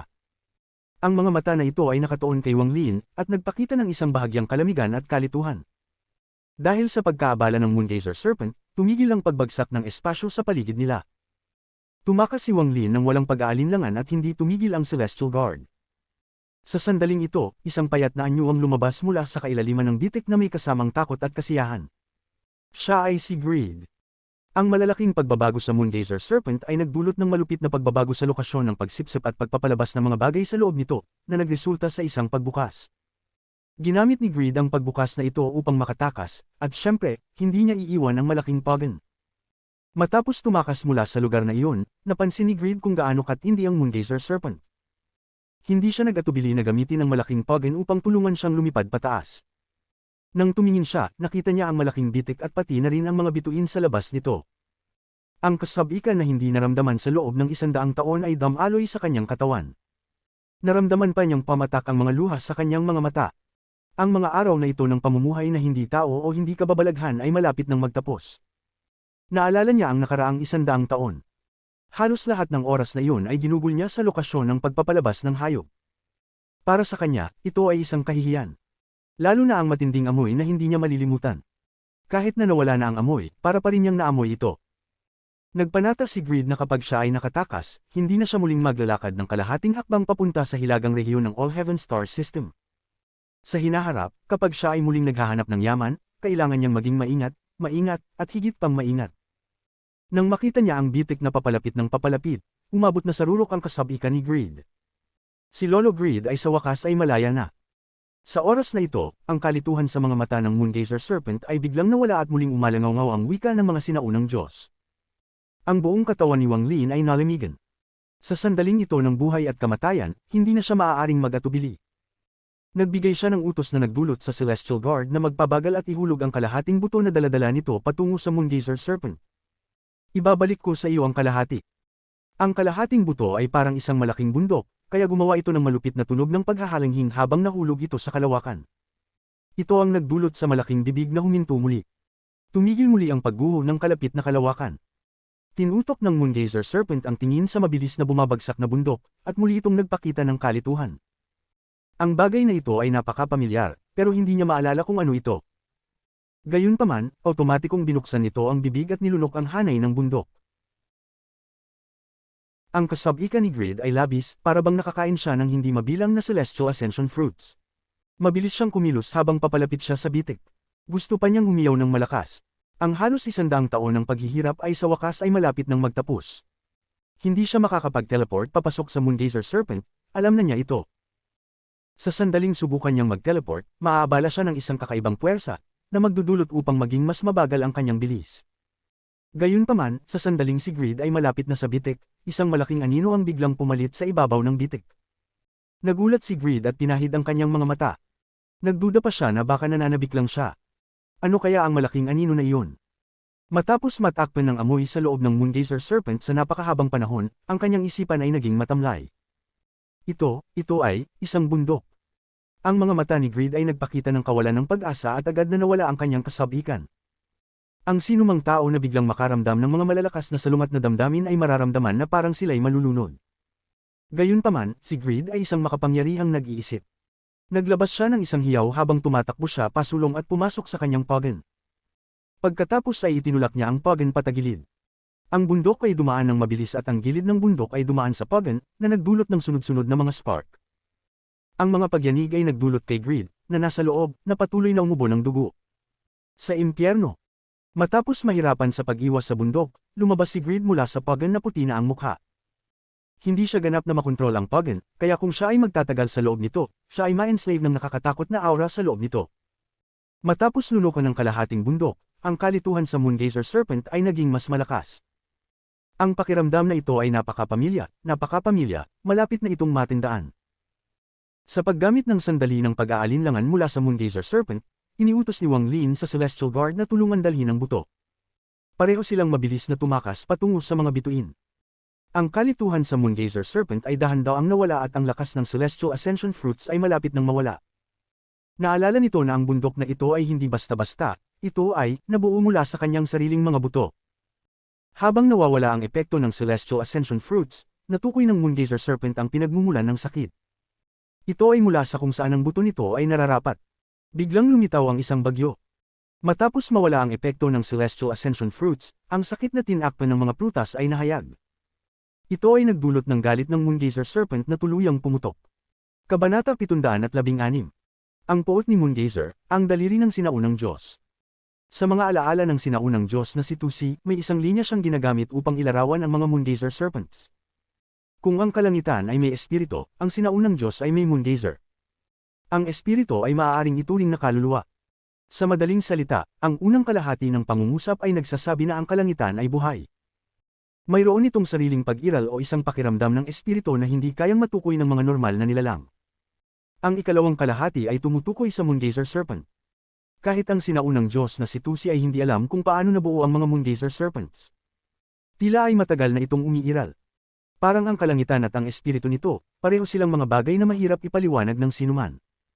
Ang galit ng Moongazer, ang daliri ng isang sinaunang Diyos. Ito ang pangalawang paglalarawan ng Moongazer Serpent sa mga alaala ni Tusi, at ito ang nag-iwan ng pinakamalalim na impresyon kay Wang Lin. Sa pagbasa sa pagitan ng mga linya, ibig sabihin nito ay kapag ang isang Moongazer Serpent ay nagalit at umabot sa pangatlong anyo nito, taglay nito ang kapangyarihan ng daliri ng isang sinaunang Diyos. Ang kapangyarihang ito ay nag-iiba, ngunit ang daliri ng isang siyam na bituin na sinaunang Diyos ay sapat na upang gumuho ang isang planeta ng pagsasanay. Kung isang one-star na sinaunang Diyos, pagtatawanan lamang ito ng isang disipulo. Gayunpaman, ang higanting Moongazer Serpent na nasa harap ni Wang Lin ay hindi biro. Ang buong katawan ni Wang Lin ay nagbigay off ng malamlam na liwanag nang maabot ng kanyang bilis at ng Celestial Guard ang limitasyon habang bitbit nila ang buto at tumakas. Sinubukan niyang sumipsip gamit ang Heaven-defying bid, ngunit sa isang dahilan, mabagal ito at hindi natapos sa maikling panahon. Sa sandaling ito, isang malakas na kalampag ang umalingaw sa buong planeta Yunzia. Ang tunog na ito ay napakabigat na hindi sapat na tawaging kulog. Ang galit na ito ay umabot hanggang sa mga bituin at maririnig mula sa malalayong lugar. Kumunat ang mga mata ni Wang Lin. Hindi siya lumingon at mabilis na tumakas. Hindi mamamatay ang Moongazer Serpent kung mawawala ang kanyang buto, kailangan lang nitong maghintay na magtubo ng panibago. Gayunpaman, ang buto na ito ay tumubo matapos ang hindi mabilang na taon, kaya't hindi nakapagtataka na galit ang Moongazer Serpent. Dahan-daang iniunat ng Moongazer Serpent ang kanyang malalaking katawan mula sa bilog na anyo nito. Dahil dito, mas tumindi ang pagyanig ng lupa at muling bumagsak ang lupa. Ngayon, mas malala ang pagbagsak. Hindi mabilang na malalaking tentacles ang patuloy na umunat at umalog sa paligid, at isang hindi maipaliwanag na aura ang unti-unting kumalat mula sa katawan nito. Lumabas si Greed mula sa malaking pagin. Gayunpaman, hindi magandang pagkakataon para lumabas dahil ito ay nang ang Moongazer Serpent ay naglalabas ng galit. Nang tumingin si Greed sa hindi kaliwang bitik, namula ang kanyang mga mata. Nagpakawala siya ng isang sigaw at nagmamadaling tumakbo. Gusto niyang tumakas. Ngunit sa sandaling ito, dahan-daang nagsara ang bitik. Lumuha ng dugo ang mga mata ni Greed at naglabas siya ng isang malupit na sigaw. Hindi. Pinaikit ng Moongazer Serpent ang kanyang bibig, at ang malalaking katawan nito ay puno ng kapangyarihan. Gayunpaman, mabagal pa rin ang mga galaw nito at wala pa rin itong ganap na kontrol sa sarili. Ngunit habang nililinis ang natitirang mist ng Celestial Ascension Fruit mula sa katawan nito, unti-unti nitong naibabalik ang kontrol. Bitbit ni Wang Lin ang buto ng Moongazer Serpent kasama ang Celestial Guard sa likuran niya. Nang pumasok sila sa kalawakan, pinatama ni Wang Lin ang kanyang bag ng pag-iimbak at lumitaw ang Star Compass. Pumili siya ng isang sinag ng pilak at lumipad papalayo ng hindi lumilingon. Tinutok ng malamig na titig ng Moongazer Serpent ang layo kay Wang Lin. Ang malalaking tentacle sa katawan nito ay gumalaw ng kaunti at biglang sumabog ang isang malakas na bagyo. Ang bagyong ito ay napakabigat na lumikha ng sunod-sunod na mga sonic boom. Ang malakas na shockwave ay kumalat sa lahat ng direksyon, pagkatapos ay gumalaw ang Moongazer Serpent. Halos hindi mahulaan na gumalaw ito, ngunit ang distansya nito mula kay Wang Lin ay napaliit sa isang iglap. Kasabay nito, binuksan ng Moongazer Serpent ang bibig nito at nagsalita sa wika ng mga sinaunang Diyos. Naramdaman ni Wang Lin ang pagkalasing ng kanyang anit nang makita ang daan-daang mas maliit na Moongazer Serpents na lumabas mula sa bibig nito. Nasa loob din si Greed ng bibig nito. Nang makita niya ang mga bituin, muling sumak ang kanyang kasabikan. Ang pakiramdam na ito ay sobrang saya, dahil matagal na niyang hindi nakita ang mga bituin. Hindi siya makapagsalita sa labis na kasabikan. Ngunit alam niyang hindi siya tunay na nakatakas. Agad niyang nakita ang Star Compass na malayo at nakilala si Wang Lin. Biglang naisip ni Greed at sa mga mata nito ay namutawi ang galit. Ngunit hindi siya naglakas loob kumilos ng pabigla. Marami ang mga ganitong malupit na hayop na nasa paligid niya, at natatakot siya na ang kanyang galaw ay mag-aakit sa kanila. Huminga ng malalim si Wang Lin. Nang walang pag-aalinlangan, hinipo niya ang kanyang bag ng pag-iimbak at kinuha ang Celestial Wine. Pinagapang ang kanyang mga ngipin at uminom ng isang lagok, na iwan na lamang ang 2 patak. Sa isang saglit, sumabog ang walang katapusang celestial spiritual energy sa katawan niya. Ang enerhiyang celestial na ito ay siksik at mayaman. Matapos lahat, ito ay pag-aari ng isang tunay na celestial. Pinipigilan ng matinding sakit at pakiramdam ng pagkawala ng malay, itinaas ni Wang Lin ang kanyang kanang kamay. Walang kalampag na itinuro niya ang mga Moongazer Serpents at sumigaw, tumigil. Ang celestial spiritual energy na malapit nang sumabog mula sa kanyang katawan ay biglang sumabog mula sa kanyang daliri. Ito ay naging isang walang katapusang puwersa na nakapalibot sa kalangitan at lupa. Isang salita na tila tumigil sa kalangitan at lupa mula sa paggalaw. Karaniwan, hindi kayang gawin ni Wang Lin ito. Umaasa siya sa Celestial Wine. Kung wala ang Celestial Wine, imposibleng gamitin ang stop spell sa ganitong antas. Ginamit ni Wang Lin ang sandaling ito upang magmadaling tumakas. Gumalaw siya ng mabilis at ginamit ang mga spells na natutunan niya mula sa matandang tao sa Demon Spirit Land. Nahinto ni Wang Lin ang mga maliliit na Moongazer Serpents, ngunit wala itong epekto sa malalaking Moongazer Serpent na bumuo ng planetang Yunzia. Sumugod ito at ang malupit na impact nito ay nagbigay laya sa mga mas maliit na Moongazer Serpents. Gayunpaman, malas talaga ang swerte ni Greed. Nahinto din siya at bumangon ng medyo mabagal. Habang sumugod ang Moongazer Serpent, muli siyang nahulog sa bibig nito. Naramdaman ni Greed na bumangon ang kanyang paningin sa dilim, at sa susunod na sandali, natagpuan niya ang kanyang sarili pabalik sa loob ng bitik.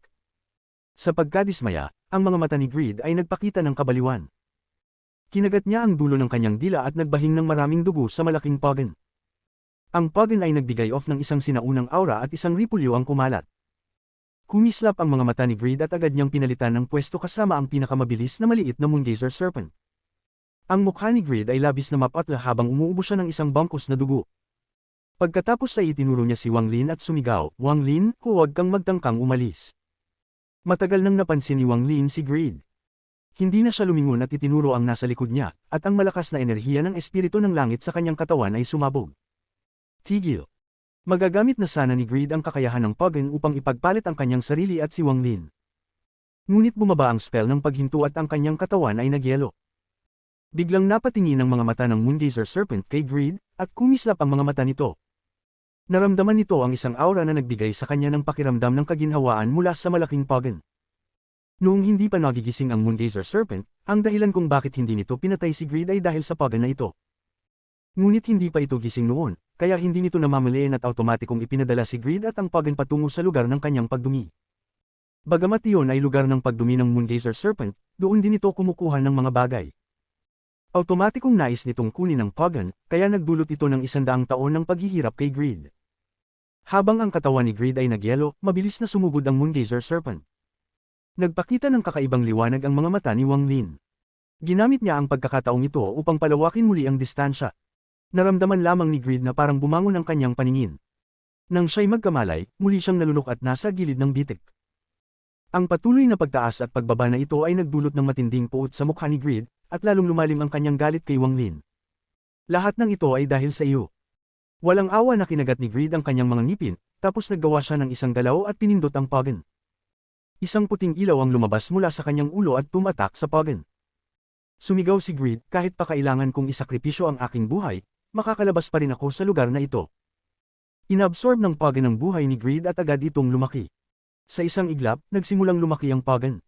Patuloy na kumalat ang isang sinaunang aura habang lumalaki ang Pogon. Sumigaw ang Moongazer Serpent. Habang ang sigaw nito ay umuukit, samukha muli si Wang Lin ng dugo. Siya ay malubhang sugatan na. Ang Celestial Guard ay nanginginig din ng malakas, at ang gintong liwanag sa paligid nito ay bumagsak. Pati ang liwanag sa mga mata nito ay naging malungkot. Ngunit kumpara kay Wang Lin, ang sugat nito ay magaan pa. Habang lumalawak ang Pogon, nagmadali si Wang Lin na tumakas. Ang bibig ng Moongazer Serpent ay pinipilit buksan ng lumalawak na Pogon. Hindi gusto ng matandang ito ang Pogon na ito. Sumakit ang puso ni Greed habang lumilingon siya at handang magtakbong palayo. Ngunit sa sandaling iyon, niluwan ng Moongazer Serpent ang malaking Pogon at ang mga mata nito ay kumislap ng isang misteryosong liwanag. Agad na lumabas ang walang katapusang mga tentikulo at niyakap ang malaking Pogon. Ang ibang mga tentikulo ay mabilis na sumugod patungo sa pinakamalapit na target, si Greed. Ang mukha ni Greed ay nanatiling malungkot. Pinatama niya ang kanyang bag ng pag-iimbak at isang screen ang biglang lumitaw. Gumawa siya ng seal at agad na lumitaw ang isang puwersa ng bundok at ilog sa kalangitan. Habang tumatakas si Wang Lin, ang kanyang divine sense ay nagkaroon ng ilusyon na siya ay hindi nakabilang sa mga bituin kundi nasa harap ng mga mahahabang bundok at ilog. Mountain and River Painting. Pumatag ang star compass ni Wang Lin at ang kanyang mga mata ay nagpakita ng kasakiman habang tinitingnan niya ang screen. Naalala ni Wang Lin na sinabi ni Greed na hindi niya nahanap ang Mountain and River Painting, kundi isang screen na may projection nito. Ang mga mata ng Moongazer Serpent ay malamig pa rin, at isang kakaibang rune ang lumitaw sa kanyang mga mata. Nakilala ni Wang Lin ang rune na ito ang wika ng mga sinaunang Diyos. Habang kumislap ang rune, isang daliri na 1,000 talampakan ng haba ang lumitaw sa harap ng Moongazer Serpent. Isa lamang itong daliri, at ang balat nito ay magaspang. Ngunit ito ay may mahina ngunit nakakaintrigang aura. Bagamat ang daliri ito ay isang ilusyon lamang, sa mga mata ni Wang Lin, ito ay hindi kapanipaniwala na tunay. Ang galit ng Moongazer, ang daliri ng isang sinaunang Diyos. Mabigat ang paghinga ni Wang Lin at ang kanyang noo ay basang-basa ng pawis. Ang kanyang puso ay nagsimulang maglaho ng mabilis. Sa wakas, naintindihan na niya ang kahulugan ng mga salitang ito. Kabanata 717 Bahagi 1. Pagtakas ng buhay. Lahat ng buhok ni Greed ay tumayo. Hindi niya naramdaman ang ganitong kalapitan sa kamatayan kahit noong nahuli siya ng celestial couple na sina Wang Wei at Hu Huan. Ang ilusyon na daliri ay tila nabuo mula sa heavenly Tao. Parang ito ay isa na sa mga langit. Hindi ito isang simpleng Tao na kayang maunawaan ng isang cultivator. Sa katunayan, ito ay mas malakas ng libu-libong beses kaysa sa isang Tao na kayang maunawaan ng isang individual. Bagamat ang rurok ng pagninuno ni Greed ay illusoryhin lamang, ang kanyang mga koneksyon ay hindi pangkaraniwan. Marami siyang kakilala sa ikalawang hakbang, kaya alam niya ang maraming sikreto tungkol sa ikalawang hakbang. Nakita niya agad ang nakakatakot na Tao na nakapaloob sa daliri na ito. Isang daliri ang itinutok. Parang isang banayad na hangin na walang anumang paggalaw. Parang isang mortal na dahan daw ang tinuturo ang kanilang daliri. Ngunit ang turo na ito ay nagdulot ng pagtigil ng mata ni Wang Lin. Parang ang kanyang orihinal na kaluluwa ay halos lalabas mula sa kanyang katawan upang salubungin ang daliring iyon. Si Greed ang pinakamalapit sa kanya, kaya ang pakiramdam na ito ay higit na 100 beses na mas malakas sa kanya. Agad siyang umatras patungo sa mountain and river screen nang walang pag-aalinlangan. Sa sandaling ito, tinakpan ng mountain and river ang buong lugar na parang wala ng espasyo. Ngunit kahit ganun, ang daliri ay dumaan pa rin sa mountain and river at patuloy na tumungo pababa. Narinig ang tunog ng pag-crack mula sa screen at sunod-sunod na mga bitik na lumitaw dito. Samuka si Greed ng isang malaking bangkos ng dugo habang mabilis siyang umatras, patuloy pa siyang sumusuka ng dugo. Masyado siyang sugatan. Hindi tumigil ang daliri ng sinaunang Diyos at pinresyon pa si Greed. Ang mga mata ni Wang Lin ay kumislap habang tinitingnan ng mountain and river screen na nabasag ngunit naglalaman pa ng lakas nito. Ang kanyang mga mata ay nagpakita ng kakaibang liwanag. Nang makita niyang papunta na ang daliri kay Greed, kumagat si Wang Lin ng kanyang mga ngipin. Iniwan niya ang buto kasama ang Celestial Guard at mabilis na lumabas na parang nag-teleport. Ang bilis niya ay sobrang bilis kaya dumating siya sa tabi ng screen sa isang kisap mata. Sa mga oras na ito, hindi na kayang mag-alala ni Greed tungkol sa pangungumpis ni Wang Lin ng kanyang yaman. Lahat ng lakas niya ay inilabas niya upang makaligtas. Biglang huminto ang daliri ng sinaunang Diyos at dahan daw ang lumiko, parang tinutok nito si Wang Lin. Ang balat ni Wang Lin ay kumilabot. Nang walang anumang pag-aalinlangan, tinipon niya ang lahat ng kanyang celestial spiritual energy sa kanyang kanang daliri at sumigaw, tumigil. Hindi ang daliri ng sinaunang Diyos ang target niya kundi si Greed. Ang mga mata ni Greed ay punong-puno ng dugo at ang kanyang katawan ay biglang tumigil ng sandali. Malakas siyang nagmura sa kanyang puso. Bagamat saglit lamang siyang tumigil, ito ay nakaakit ng pansin ng daliri ng sinaunang Diyos. Pinakinabangan ni Wang Lin ang pagkakataong ito at kinuha ang screen at inilagay ito sa kanyang bag ng pag-iimbak. Pagkatapos ay umatras siya ng walang pag-aalinlangan. Ang puso niya ay mabilis na tumitibok. Ang panganib sa harap niya ay hindi pa tapos. Tumakbo siya ng sobrang bilis patungo sa Celestial Guard. Ang Celestial Guard ay hindi tumigil sa pagtakas. Ngunit sa harap ng malaking Moongazer Serpent at ng daliri ng sinaunang Diyos, malinaw na hindi sapat ang bilis nito. Ang mukha ni Greed ay napakaputi. Habang papalapit ang daliri ng sinaunang Diyos, agad niyang tinamaan ang kanyang bag ng pag-iimbak at isang kumikislap na korona ang lumitaw. Parang korona ng isang mortal na emperador na may 5 hiyas na nakasuksok dito. Agad na damaloy mula sa korona ang mga kapangyarihan ng metal, kahoy, tubig, apoy, at lupa. Walang alinlangan niyang isinusuot ang korona sa kanyang ulo. Ang gintong liwanag mula sa korona ay nakakasilaw, ngunit niyakap nito si Greed na parang tubig. Pagkatapos ay isang malaking anino ang biglang lumitaw sa kanyang katawan. Ang anino na ito ay walang malinaw na hitsura ngunit nakasuot ng dragon robe. Isang pakiramdam ng kaluwalhatian ang dumaan sa buong lugar. Sumigaw si Greed, upang buhayin ang Celestial Emperor Crown na ito, pinatay ko ang 9,999 na mortal emperors at pinagsama ang kanilang mga kaluluwa sa loob ng korona upang matugunan ang mga kinakailangan para buhayin ito. Gusto kong makita kung kaya nitong labanan ang daliri mula sa iyo, mabagsik na halimaw. Ang ilusyon ng daliri ng sinaunang Diyos ay tumama kay Greed. Isang malakas na pagsabog na parang yumanig ang kalangitan ng umalingaw sa buong lugar. Hindi nagbago ang daliri ng sinaunang Diyos. Matapos nitong pindutin si Greed, agad itong umatras. Habang si Greed, ang kanyang mukha ay lalong naging mapatla, at ang gintong liwanag na nakapalibot sa kanya ay bumagsak. Ang mga kaluluwa ng 9,999 emperors ay biglang nawala at ang korona ay nahulog mula sa kanyang ulo. Ang kakaibang bagay ay, ang korona ay hindi nasira kahit tinamaan ng daliri ng sinaunang Diyos. Isang malakas na puwersa ang pumasok sa katawan ni Greed na parang mababali. Ang kanyang katawan ay nanginginig, pagkatapos ay naglabas ng isang rainbow-colored na liwanag bago lumipad na parang isang meteor. Hindi na alam kung siya ay buhay o patay habang siya ay nawala sa mga bituin. Ang mga mata ni Wang Lin ay punong-puno ng takot. Nang pinindot ng daliri ng sinaunang Diyos si Greed, hindi siya tumigil sa pagtakas at patuloy na nagtakbong palayo.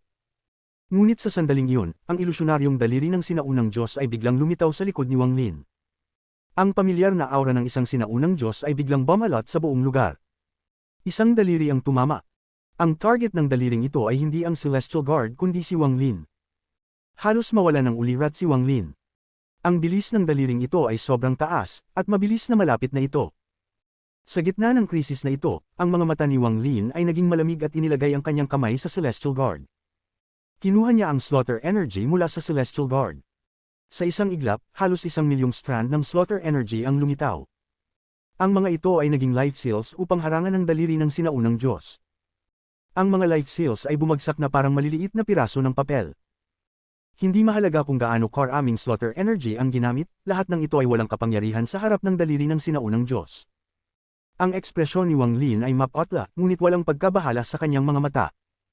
Pinatama niya ang kanyang bag ng pag-iimbak habang umaatras kasama ang Celestial Guard at ang pangalawang Celestial Guard ay lumitaw sa harap niya bilang isang shield. Ang daliri ng sinaunang Diyos ay tumama sa pangalawang Celestial Guard. Ang pangalawang Celestial Guard ay nanginginig at nagsimulang mabilis na magbago. Matapos mabasag ang pangalawang Celestial Guard, ang daliri ng sinaunang Diyos ay huminto ng 7 pulgada mula sa katawan ni Wang Lin. Isang pakiramdam ng pagkabasag ng katawan ng damaloy kay Wang Lin. Ang pakiramdam ng pagdanas ng isang buhay at kamatayan na krisis ay nagpasikip sa kanyang hininga. Sumigaw si Wang Lin ng galit at itinaas ang kanyang ulo. Isang sinag ng Sword Energy ni Ling Tianhao ang biglang lumabas at tumama sa daliri. Ang Sword Energy ni Ling Tianhao ay naglalaman ng isang tiyak na halaga ng lakas, kaya pinabagal nito ang daliri ng kaunti. Ngunit hindi nagdalawang isip ang daliri at pinindot ulit ito, at sa pagkakataong ito, tumama ito sa dibdib ni Wang Lin. Isang matinding sakit ang nagmula sa dibdib ni Wang Lin at kumalat agad sa buong katawan niya. Sa sandaling iyon, ang katawan ni Wang Lin ay bumagsak. Una, ang kanyang laman, pagkatapos ang kanyang mga buto ay naging alikabok at nawala ng walang trace. Ang daliri ng sinaunang Diyos ay winasak ang katawan ni Wang Lin, ngunit hindi doon natapos. Pinindot pa nito ang orihinal na kaluluwa ni Wang Lin. Ang Moongazer Serpent ay determinado talagang puksin siya. Sa mismong sandali na iyon, biglang naramdaman ni Wang Lin ang pakiramdam na hindi kayang umalis ng kanyang orihinal na kaluluwa mula sa katawan matapos niyang lamunin ang sinaunang Thunder Dragon. Parang may manipis na harang na humaharang sa kanya. Anuman ang kanyang gawin, hindi niya kayang basagin ang harang. Parang nawala ng kakayahan ang kanyang orihinal na kaluluwa. Ang kanyang orihinal na kaluluwa ay nakulong sa kanyang katawan, kaya hindi niya magamit ang ilang spell. Ngunit sa sandaling iyon, nang ang daliri ng sinaunang Diyos ay lumapit at winasak ang kanyang katawan, winasak din ito ang harang na iyon. Nagbigay ang orihinal na kaluluwa ni Wang Lin ng matinding kidlat at naging isang sinaunang Thunder Dragon na umatungal laban sa daliri ng sinaunang Diyos. Habang umatungal ito, naglabasan ng maraming bola ng kidlat at inatake ang daliri ng sinaunang Diyos. Sa pamamagitan ng pagkakataon na ang daliri ng sinaunang Diyos ay huminto, kinuha ni Wang Lin ang bag ng pag-iimbak na nahulog matapos mag-collapse ang kanyang katawan. Nang ang kanyang orihinal na kaluluwa ay naging Thunder Dragon, naging ilang beses siyang mas mabilis kaysa sa kanyang katawan. Kinuha niya ang Celestial Guard at kalahati ng buto at mabilis na tumakas. Habang tumatakas siya, naramdaman ni Wang Lin ang kalungkutan. Ngunit sa sandaling iyon, nakita niyang ang korona na iniwan ni Greed ay lumulutang lang doon. Pumintig ang kanyang puso at inilagay niya ang korona sa kanyang bag at tumakbo nang hindi lumilingon pabalik. Ang daliri ng sinaunang Diyos ay dahan-daang naglaho. Ang malaking Moongazer Serpent ay tumingin kay Wang Lin na nasa malayo at nag-isip. Pagkatapos ay tumingin ito sa pagan na hawak ng mga tentakulo nito. Matapos magdalawang isip, sinundan nito si Wang Lin. Hindi napigilan ni Wang Lin ang magmura nang makita niyang ang Moongazer Serpent ay sumusunod sa kanya. Kinailangan ni Wang Lin na aminin na siya ay naging pab-ayas sa pagkakataong ito. Hindi niya inasahan na lilito si Greed dito at pasikitin ito sa puntong magising pa ito. Kung hindi, ayon sa orihinal na plano ni Wang Lin, hindi siya dapat nasa ganitong kalagayan. Marami siyang nawala sa paglalakbay na ito. Ang 7 bituin na espada ay winasak, ang restriction flag ay bumagsak, isang sinag ng espada ni Ling Tianhao ay nagamit, at pati na ang kanyang katawan ay nasira, tanging ang kanyang orihinal na kaluluwa na lang ang natira. Ngunit malaki rin ang kanyang nani. Ang kanyang orihinal na kaluluwa ay sa wakas ay malaya, kalahati ng buto ng Moongazer Serpent, ang Celestial Mountain, Mountain and River Screen, at huli na ang korona. Hindi na siya makapagdesisyon kung siya ay nakikinabang o nawalan, kaya tanging isang buntong hininga lang ang kanyang naihit bago tumakbo ng mas mabilis. Ang Moongazer Serpent ay dahan-daang lumalapit.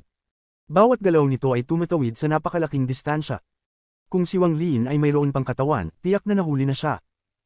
Ngunit wala na siyang katawan, at ang paglipad gamit lamang ang kanyang orihinal na kaluluwa ay ilang beses na mas mabilis kaysa sa kanyang katawan.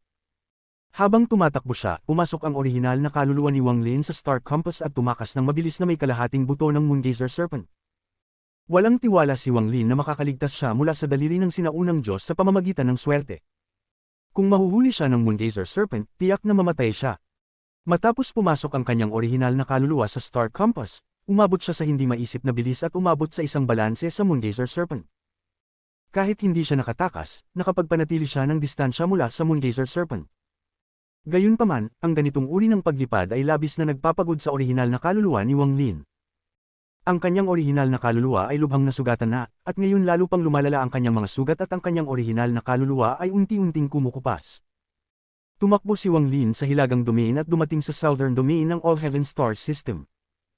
Ang tuloy-tuloy na pagtakbo ng mabilis ay unti-unting nagpapahina sa orihinal na kaluluwa ni Wang Lin, at hindi na niya kayang magpatuloy. Ngunit tumigil din ang Moongazer Serpent sa hangganan ng Southern Domain. Naglabas ito ng mga malalim na ungol ngunit hindi na naglakas loob na tumawid. Kabanata 717 bahagi 2 Kulungan ng Kidlat. Nagulat si Wang Lin ngunit agad na naging masaya. Pinabilis niya ang kanyang paglipad, at matapos ang matagal na oras, napansin niyang hindi na siya hinahabol ng Moongazer Serpent. Ang distansya sa pagitan nila ay patuloy na lumalaki. Naglabas si Wang Lin ng isang malalim na hininga ng ginhawa at ang kanyang mga mata ay nagpakita ng kaunting takot. Ang Moongazer Serpent ay sobrang lakas. Kung hindi dahil sa pagiging mabagal nito, tiyak patay na ako. Kung ikukumpara sa isa sa mga alaala ni Tusi, maliban sa itsura, wala nang ibang pagkakapareho sa dalawa. Paano kaya naging ganun kalakas ang Moongazer Serpent? Lumiko si Wang Lin at nagmuni-muni sa Hilagang Domain.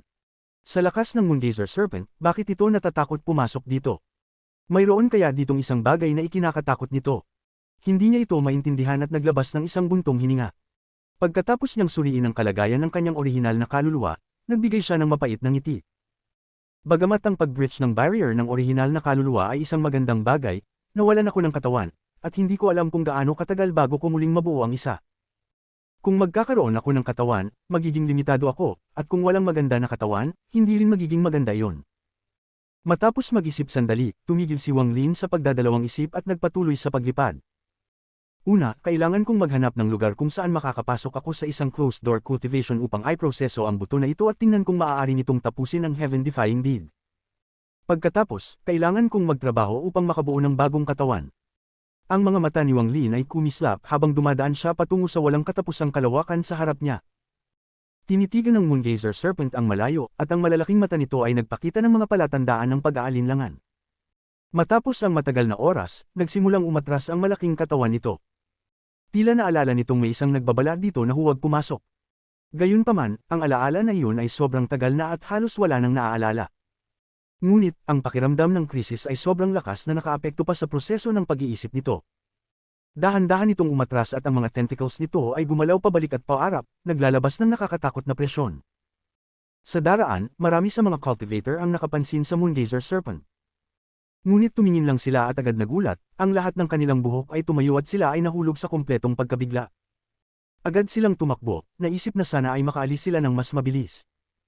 Tumigil ang Moongazer Serpent sa isang lugar sa pagitan ng 5 pangunahing planeta ng Hilagang Domain at nagsimulang mag-ikot ang katawan nito upang magtulungan sa pagbuo ng isang bola.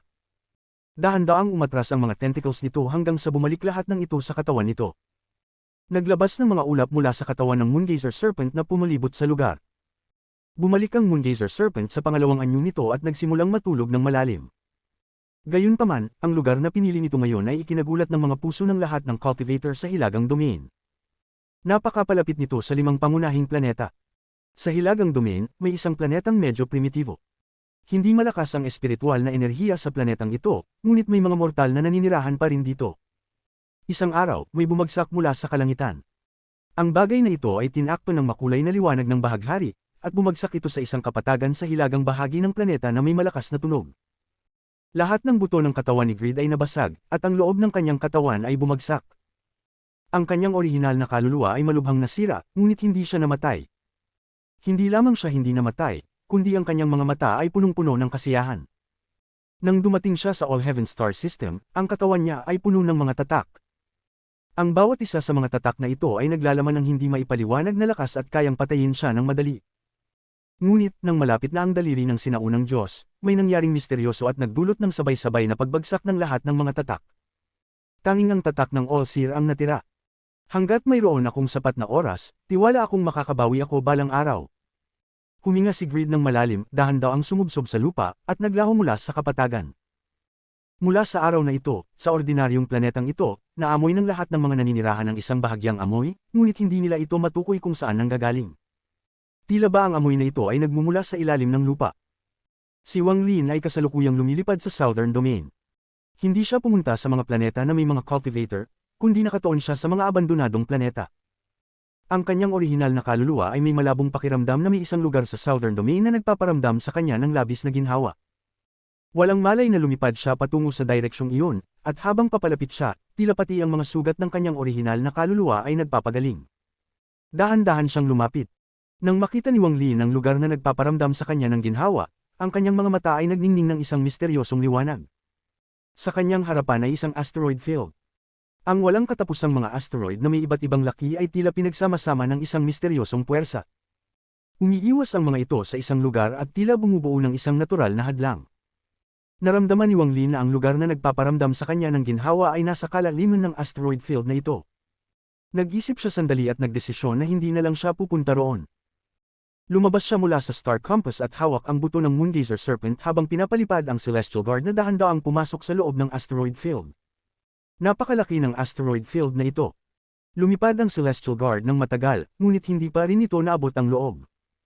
Gayunpaman, nakakita ito ng isang misteryosong eksena. May isang abandonadong planeta. Hindi gaanong malaki ang planetang ito. Kalahati lamang ito ng laki ng planetang Ranyon. Ngunit may mga patak ng kulog na naririnig mula sa planeta. Tila ba ang planeta ay nababalutan ng isang net ng heavenly thunder? Ang kulog na ito ay walang katapusan at patuloy na bumabagsak sa planeta. Ang planetang ito ay walang pangalan at nasa isang napakalayong bahagi ng Southern Domain. Nakatago ito ng makapal na layer ng mga asteroid, kaya't mahirap makita mula sa labas. Nag-iwan si Wang Lin ng isang maliit na piraso ng Divine Sense sa Celestial Guard, kaya't nakita niya agad ang planetang ito. Patuloy na papalapit ang pakiramdam ng ginhawa. Gayunpaman, alam niyang ang pinagmumula ng pakiramdam na ito ay hindi ang maliit na planetang ito kundi nasa kalaliman ng planetang ito. Ngunit may isang misteryosong puwersa na humaharang sa kanyang divine sense at pumipigil sa kanya na suriin ang planeta. Bagamat ganito, ang maliit na planetang ito ay patuloy pa ring nagbigay kay Wang Lin ng pakiramdam ng ginhawa. Magandang lugar ito upang magtayo ng isang cave. Ang mga mata ni Wang Lin ay kumislap nang makita ang Moongazer Serpent's Bone at lumipad patungo sa Celestial Guard. Agad na lumitaw ang maliit na planeta sa harap niya. Nahanap ko ang lugar na ito dahil sa pakiramdam ng aking orihinal na kaluluwa. Kapag nandito ako, ang mga sugat ng aking orihinal na kaluluwa ay gumagaling ng mabilis. Naisip ni Wang Lin habang ang Celestial Guard ay nililinis ang daraanan patungo sa maliit na planeta. Magtigil tayo dito sa ngayon. Kapag gumaling ako at nabuo ko ang aking katawan, pupunta ako at susuriin ang kalaliman ng lugar na ito. Naiintindihan ni Wang Lin na matapos niyang lamunin ang sinaunang Thunder Dragon, ang kanyang orihinal na kaluluwa ay nagbago at wala ng epekto sa kanya ang mga Thunder Spells. Hanggat hindi mas mataas ang grado ng kulog kumpara sa sinaunang Thunder Dragon, hindi siya masasaktan. Noong nasira ang katawan niya dahil sa Ancient God Finger, nawasak ang barrier na nakakulong sa kanyang orihinal na kaluluwa sa loob ng kanyang katawan. Gayunpaman, nasugatan ang kanyang orihinal na kaluluwa, at pagkatapos noon ay abala siya sa pagtakas, kaya't lalo pang lumalala ang mga sugat. Sa ganitong kalagayan, hindi rin alam ni Wang Lin kung bakit hinahanap ng kanyang orihinal na kaluluwa ang lugar na ito. Gayunpaman, sa puntong ito, naisip niya. Kung ang isang sinaunang Thunder Dragon ay nasaktan, hahanapin nito ang isang lugar na tulad nito kung saan mabilis itong makakabawi. Mararamdaman nito ang labis na ginhawa at makakaramdam ng kaligtasan dito. Matapos masira ang kanyang katawan, ang orihinal niyang kaluluwa ay naging malaya. Sa ngayon, ang kanyang orihinal na kaluluwa ay parang isang sinaunang Thunder Dragon, kaya't siya ay naaakit sa lugar na ito. Nang maunawaan ang karma, kalmado ang puso ni Wang Lin. Nang tinitingnan ang maliit na planetang puno ng kulog, hindi niya maiwasang maramdaman ang isang pakiramdam ng pamilyaridad, parang ito ang kanyang tahanan. Habang patuloy na gumagalaw pasulong, ang tunog ng kulog ay dumadagindong sa kanyang puso. Ang makapal na kulog ay minsan ding tumama kay Wang Lin, at ito ay nagbigay sa kanya ng labis na ginhawa. Ang pakiramdam na ito ay nagmula sa kanyang orihinal na kaluluwa, para bang may kamay na malumanay na minamasahe ang kanyang kaluluwa. Sa puntong iyon, ang orihinal na kaluluwa ni Wang Lin ay naglabas ng asul na liwanag at ang mga kulog ay pumasok sa kanyang katawan. Habang siya'y patuloy na gumagalaw, isang bahagi ng kanyang orihinal na kaluluwa ang humawak sa buto ng Moongazer Serpent at nagdulot ng serye ng mga tunog ng pagkakabasag. Ngunit, agad na huminto ang Celestial Guard. Ang mga mata nito ay nagpakita ng bihirang pag-aalinlangan, para bang natatakot ito sa kulog. Lumiko si Wang Lin at nag-isip. Hindi dapat matakot ang Celestial Guard sa kulog. Sa katunayan, ginamit niya ang enerhiya ng orihinal niyang kaluluwa upang mag-refine sa Celestial Guard, kaya't may lakas ito ng kulog. Nakipaglaban din ito sa maraming kalaban na gumagamit ng kulog, ngunit hindi ito nagpakita ng alinlangan tulad ng ngayon. Mayroon kaya ibang klaseng kulog dito? Ang mga mata ni Wang Lin ay kumipot habang maingat niyang tinitingnan ang kulog sa paligid. Pagkalipas ng ilang sandali, nagkaroon siya ng enlightenment. Ang kulog dito ay natural na nilikha ng kalangitan at hindi dulot ng anumang spell. Ang mga katangian nito ay sobrang kahawig ng orihinal niyang kaluluwa. Ngayon ko lang naisip kung bakit natatakot ang Celestial Guard. May dalawang klase ng kulog, ang acquired at ang innate. Ang acquired ay lahat ng kulog na nilikha ng mga spells. Ang innate ay hindi nilikha ng spells kundi nilikha ng kalangitan. Sa isang utos, umatras ang Celestial Guard at nagsimulang mag-cultivate sa isang malaking asteroid na hindi kalayuan. Lumiko si Wang Lin at inilagay ang Star Compass at dinala ang buto ng Moongazer patungo sa kalaliman ng planeta. Habang papalapit siya, lalong dumami ang kulog, hanggang sa umabot ito sa nakakatakot na antas. Kung ibang tao ang nandyan, matatakot sila sa lugar na ito tulad ng Celestial Guard. Sa katunayan, ang kulog dito ay lumampas na sa kakayahan ng katawan at orihinal na kaluluwa na labanan. Ngunit para kay Wang Lin, lalo na't wala na siyang katawan, walang epekto sa kanya ang kulog na ito. Habang papalapit siya, lalo siyang nakaramdam ng ginhawa. Kung may katawan pa si Wang Lin, magkakaroon siya ng mga limitasyon. Hindi niya kayang marating ang ganitong antas, ngunit dahil sa kasalukuyang kalagayan, nagawa niyang magpatuloy at unti-unting pumasok sa planetang ito ng kulog. Ang buong ibabaw ng planeta ay punong-puno ng kulog.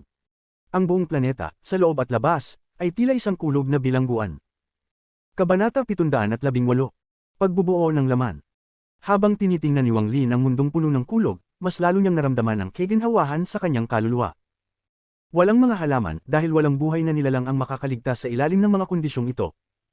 Napakabihirang magkaroon ng ganitong lugar.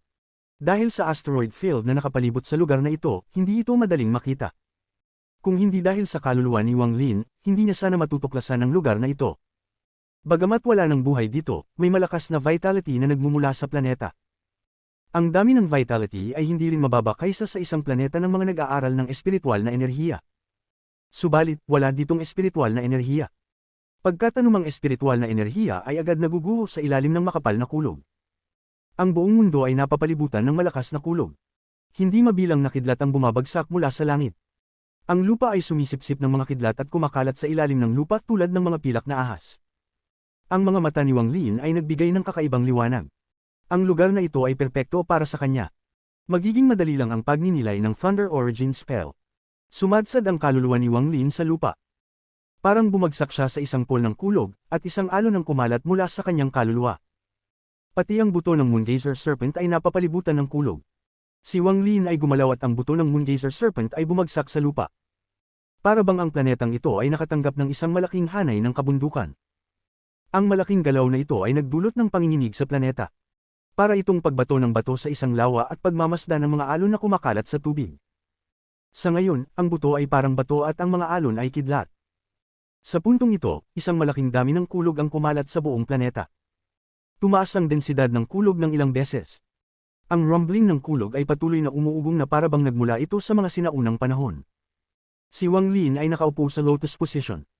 Hindi pa niya ganap na nasisipsip ang Ancient Thunder Dragon. Sa kanyang kaluluwa, may isang manipis na linya. Binago ito upang bumuo ng anino ng isang dragon. Ang dalawang kamay ni Wang Lin ay bumuo ng isang seal at inilagay ito sa kanyang mga tuhod. Ang kulog ay lumabas mula sa mga mata ni Wang Lin at isang puwersa ng pagsipsip ang agad na nagdulot ng mga kulog sa paligid upang magtipon patungo sa kanya. Ang mga tunog ng pagkikiskisan ay naririnig mula sa lahat ng direksyon at hindi mabilang na mga spark ang lumilipad sa paligid. Bawat isa sa mga spark na ito ay magdudulot ng pagbabago sa ekspresyon ng isang cultivator ng unang hakbang dahil naglalaman ito ng lakas ng Heavenly Thunder. Dahan-daang isinara ni Wang Lin ang kanyang mga mata at pinayagan ng kulog na pumasok sa kanyang kaluluwa ng walang hadlang. Ang matinding kulog ay nagtipon sa paligid niya at patuloy na dumami. Isang napakalaking bola ng kulog ang unti-unting nabuo sa paligid niya. Nasa loob si Wang Lin, at ang mga kidlat ay bumabagsak sa kanya. Ang kulog ay dumadaan sa kanyang kaluluwa at dahan-daang nawawala. Nagpatuloy ang siklo at tuluyan nang nakalimutan ni Wang Lin ang oras. Ang buong atensyon niya ay nakatuon sa kulog. May matinding presyon dito, at ito ay tinatanggap ni Wang Lin. Sa labas, bukod sa pagiging mas malakas ng kulog kaysa sa dati, wala namang kakaibang nangyayari. Ang Celestial Guard ay nakaupo sa lotus position sa isang asteroid malapit sa planeta. Bagamat nakapikit ito at nagninilay, ang kanyang divine sense ay nakalatag. Kung may anumang bagay na magbabante kay Wang Lin, agad itong kikilos. Ang pagiging tapat ang pangunahing alalahanin ni Celestial Emperor Qinglin nang likhain ng mga Celestial Guards. Dahan-daang lumipas ang panahon. Sa isang kisap mata, lumipas ang 10 taon. Hindi iniwan ng oras ang anumang bakas. Pati sa planetang kinaroroonan ni Wang Lin, bahagya lang nabawasan ng kulog. Sa mga nakaraang 10 taon, hindi gumalaw ang Celestial Guard. Para bang iyon na ang buhay nito, naghihintay ng panahon upang makuha ang kalayaan. Sa loob ng Thunder Planet, isang napakalaking bola ng kulog ang bumuo sa kinaroroonan ni Wang Lin. Ang kulog mula sa langit ay bumabagsak sa bola ng kulog at mabilis na sumisipsip. Pati ang kulog na bumabagsak mula sa malayo ay tila naaakit at humahapol papunta sa bola. Ang kaluluwa ni Wang Lin ay patuloy na bumangon sa loob ng bola ng kulog. Ito ang pinakamagandang lugar para sa kanyang pag-recover, at ang walang katapusang kulog ay parang pinakamagandang gamot para sa kanya. Patuloy na sinisipsip ni Wang Lin ang kulog at dahan-dahan niyang nababawi ang kanyang mga sugat. Muling lumipas ang 10 taon. Nang araw na ito, dahan-daang binuksan ng kaluluwa ni Wang Lin ang kanyang mga mata. Ang mga mata niya ay naglalaman ng lakas ng kulog. Sa pagdilat ng kanyang mga mata, sumabog ang bola ng kulog sa paligid niya. Kumalat ito tulad ng isang malakas na thunder spell. Ngunit, sa oras na kumalat ang kulog, huminga si Wang Lin. Lahat ng pinalawak na kulog ay tumigil na parang huminto ang oras. Pagkatapos ay bumalik ito parang ang oras ay nagbabalik at nilunok ni Wang Lin ito. Sa puntong ito, ang kulog ay bumabalot sa kanyang katawan parang suot na armor na gawa sa kulog. Ang kanyang buhok ay gumalaw ng walang hangin at naglalabas ng mga alon ng kulog. Kung hindi ako nandito, ilang beses pa siguro ang kailangan para mabawi ko ang kaluluwa ko. Itinaas ni Wang Lin ang kanyang ulo at tiningnan ng langit. Ang pinakamahalagang bagay ngayon ay mabawi ko ang aking katawan. Ang muling paggawa ng katawan ay isang bagay na hindi kayang gawin ng karaniwang cultivator. Ito ay may kinalaman sa Ancient God Tactic. Nagsimulang mag-isip si Wang Lin. Naval collapse na ang kanyang katawan noon at tanging ang Ancient God Tactic lamang ang nakapagpagaling nito. Tanging ang orihinal na katawan lang ang nagtatrabaho sa Ancient God Tactic. Ngunit ang paggamit lamang ng bahagi nito upang muling buuin ang katawan ko ay kaya ko pa. Ang mga mata ni Wang Lin ay nagbigay ng tiwala at ang kanyang kamay ay bumuo ng isang seal. Isang seal mula sa mga alaala ng Ancient God 2C. Isang sinaunang aura ang biglang kumalat mula sa kamay ni Wang Lin at bumulabog sa buong mundo. Ang lakas ng kulog ay pumasok sa sinaunang aura na iyon. Dahan-daang hinaplos ni Wang Lin ang lupa gamit ang kanyang dalawang kamay at nagsalita ng ilang komplikadong salita. Pagkatapos, ang kanyang mga mata ay naglabas ng isang misteryosong liwanag. Magtipon. Wika ni Wang Lin, ang huling salita.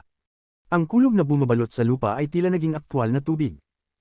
Mabagal ito sa simula, ngunit mabilis itong kumalat at ang lahat ng kulog ay nagsimulang magtulungan patungo kay Wang Lin. Mabilis na pumasok ang kulog sa pamamagitan ng dalawang kamay ni Wang Lin. Subalit, hindi ito pumasok sa kaibuturan ng kanyang katawan kundi nagtipon sa paligid ng kanyang mga palad. Isang namang napakiramdam ang dahan-daang damapo sa mga kamay ni Wang Lin. Ang pakiramdam na ito ay umiiral lamang kapag may katawan. Hindi tumingin si Wang Lin pababa kundi pinanatili niyang nakapikit ang mga mata. Siya ay matatag na parang bundok. Habang dumarami ang mga kulog na nagtitipon, para bang nais ni Wang Lin na sumipsip ng lahat ng kulog mula sa planeta. Kung titingnan mula sa itaas, makikita ng malinaw ang pagbawas ng mga kulog sa ibabaw ng planeta at nagtitipon papunta kay Wang Lin. Ang mga pagsabog ng kumikislap na kulog ay dumaan. Ang kamay ni Wang Lin ay parang kumokontrol sa lahat ng kulog sa mundo. Para bang kailangan lang niyang ibaling ang kanyang kamay upang ipailalim sa kanya ang lahat ng kulog. Ang kanyang mga kamay ay unti-unting nagsipsip ng hindi kapani-paniwalang kulog at nagsimulang magtipon. Ang mga kumikislap na gintong liwanag ay lumilitaw at nawawala sa kanyang mga kamay. Ang mga spark na ito ay patuloy na dumarami habang ang kulog ay nagtitipon.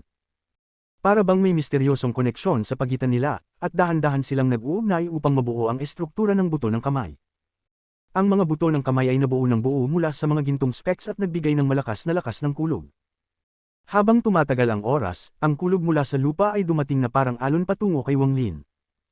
Ang dami ng mga gintong specs na nagtipon sa mga kamay ni Wang Lin ay umabot sa tuktok at bigla na lamang lumitaw ang isang pares ng mga buto ng kamay.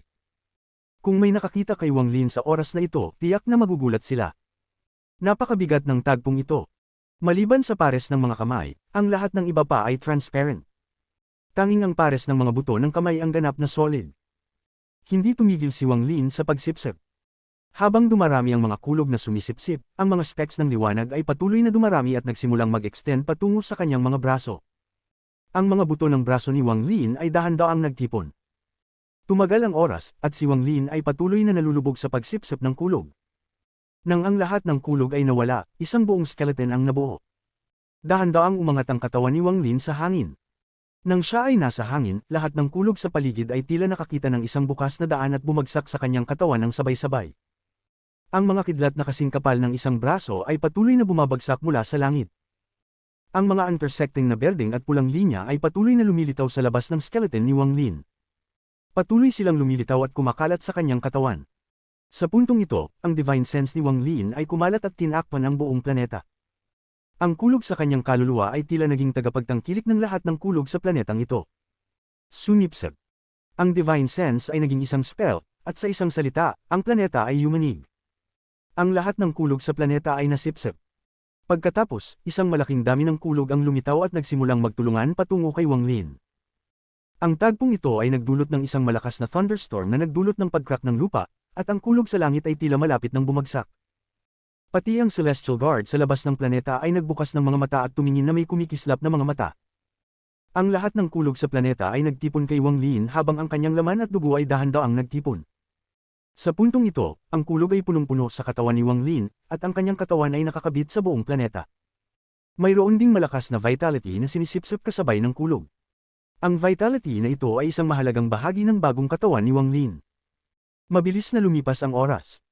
Kasama na ang oras na ginugol para mag-recover ang kanyang kaluluwa, lumipas ang 60 taon. Parang ang buong buhay ng planeta ng kulog ay naganap sa nakaraang 60 taon. Ang kulog sa planeta ay hindi na kasing dami, kaya't kahit ang Celestial Guard ay nakapasok na sa planeta. Ang lahat ng kulog at karamihan sa vitality ay nagtipon sa isang kakun na may taas na 30 talampakan. Sa araw na ito, ang kakun ay nagbukas. Kabanata 719. Pag-absorb ng heaven-defying bead at ang yaman ni greed. Isang hubad na katawan ng punit-punit na nagbukas ng isang agwat mula sa loob ng kakun at dahan-daang lumabas. Mabilis na damaloy ang malakas na kidlat mula sa agwat. Ang kidlat na ito ay hindi mula sa kakun kundi mula sa katawan. Siya ay si Wang Lin. Malalim na huminga si Wang Lin habang tinitingnan ang kanyang sariling katawan at ipinakita ang isang kakaibang ekspresyon. Naglaan siya ng 60 taon upang sumipsip ng maraming kidlat at buhay upang mabuo ang katawan na ito. Ang katawan na ito ay naglalaman ng lakas ng kidlat at bumuo ng malapit na koneksyon sa kidlat sa kanyang orihinal na kaluluwa. Sa isang kaisipan, iniwan ng orihinal na kaluluwa ni Wang Lin ang kanyang katawan. Matapos maglakbay ng kaunti, bumalik siya sa kanyang katawan. Isang mahahabang tawa ang lumabas mula sa bibig ni Wang Lin. Ang tunog nito ay parang gumugulong na kidlat. Ang ugong ng kidlat ay umabot sa buong mundo. Para itong sigaw na naghamon sa langit. Nakamtan ko ang isang bagong buhay. Hindi ko ito dapat sayangin.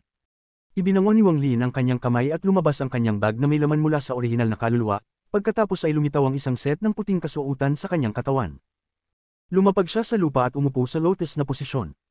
Ang kanyang tingin ay bumagsak sa bundok na kahawig ng nakatunguhing dragon. Ang mga mata ni Wang Lin ay kumislap at pinatama ang kanyang bag ng hawak. Ang bandila ng 1,000,000,000 kaluluwa ay lumitaw sa kanyang kamay. Hinampis niya ang kanyang kamay at walang katapusang piraso ng kaluluwa ang lumipad palabas. Kung ang kidlat sa paligid ng planeta ay nanatili, hindi kayang tiisin ng mga piraso ng kaluluwa ang lugar na ito. Ang malaking bilang ng mga piraso ng kaluluwa ay nagtipon upang bumuo ng 3 pangunahing kaluluwa at naglakbay sa paligid. Matapos maglagay ng proteksyon, ikinalat ni Wang Lin ang kanyang banal na pandama at maingat na ininspeksyon ang lugar. Matapos tiyakin na ligtas, huminga ng malalim si Wang Lin at pinisil ang kanyang kanang kamay sa pagitan ng kanyang mga kilay. Lumitaw ang isang alon sa kanyang noo at isang kristal na perlas ang dahan-daang nabuo. Ang mga mata ni Wang Lin ay kumikislap tulad ng apoy habang ang kanyang kamay ay bumuo ng isang sil at itinuro. Agad na lumipad ang perlas na tumatalo sa langit at tumama sa bundok na Moongazer. Kung ikukumpara sa napakabigat na bundok, ang perlas na tumatalo sa langit ay napakaliit. Ang ekspresyon ni Wang Lin ay labis na maingat. Ang perlas na tumatalo sa langit ay ang kanyang pinakamahalagang yaman, at nagmula ito sa All Heaven Star System. Ikinalat niya ang kanyang banal na pandama, at kung may anumang senyales ng problema, agad siyang kikilos ng naaayon. Ito ang dahilan kung bakit kailangan niyang maghintay hanggang sa mabuo ang kanyang katawan bago ilabas ang perlas na tumatalo sa langit. Kung wala ang kanyang katawan, hindi niya magagamit ang buong lakas. Kung direkta niyang ilalabas ang perlas na tumatalo sa langit, masyado itong mapanganib at hindi matalino. Nagbigay ang perlas ng isang gintong liwanag. Sa ilalim ng liwanag na ito, ang Moongazer Bone ay bahagyang nanginig. Ang metal sa loob nito ay naging gintong mga sinulid na dahan daw ang hinihigop ng perlas na tumatalo sa langit. Mabagal ang proseso na ito, at hindi alam ni Wang Lin ang dahilan. Kung ikukumpara sa pag-absorb ng elementong tubig, mas mabagal ang pag-absorb habang papalapit sa pagtatapos ang perlas. Patuloy na sinuri ni Wang Lin ang buong lugar gamit ang kanyang banal na pandama, palaging alerto. Ipinadala pa niya ang ika-4 na kaluluwa upang magtago sa paligid ng planeta. Ginamit ni Wang Lin ang ika-4 na kaluluwa bilang springboard upang palawakin ang kanyang banal na pandama.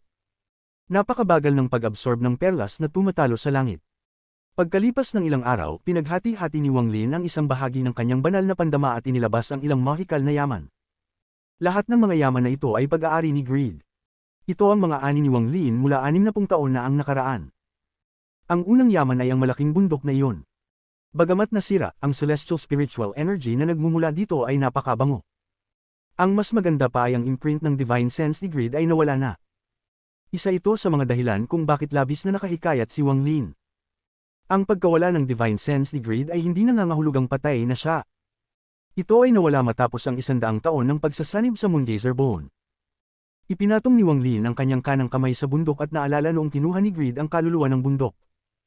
Ang kanyang mga mata ay kalmado habang bahagyang pinamassage ang bundok.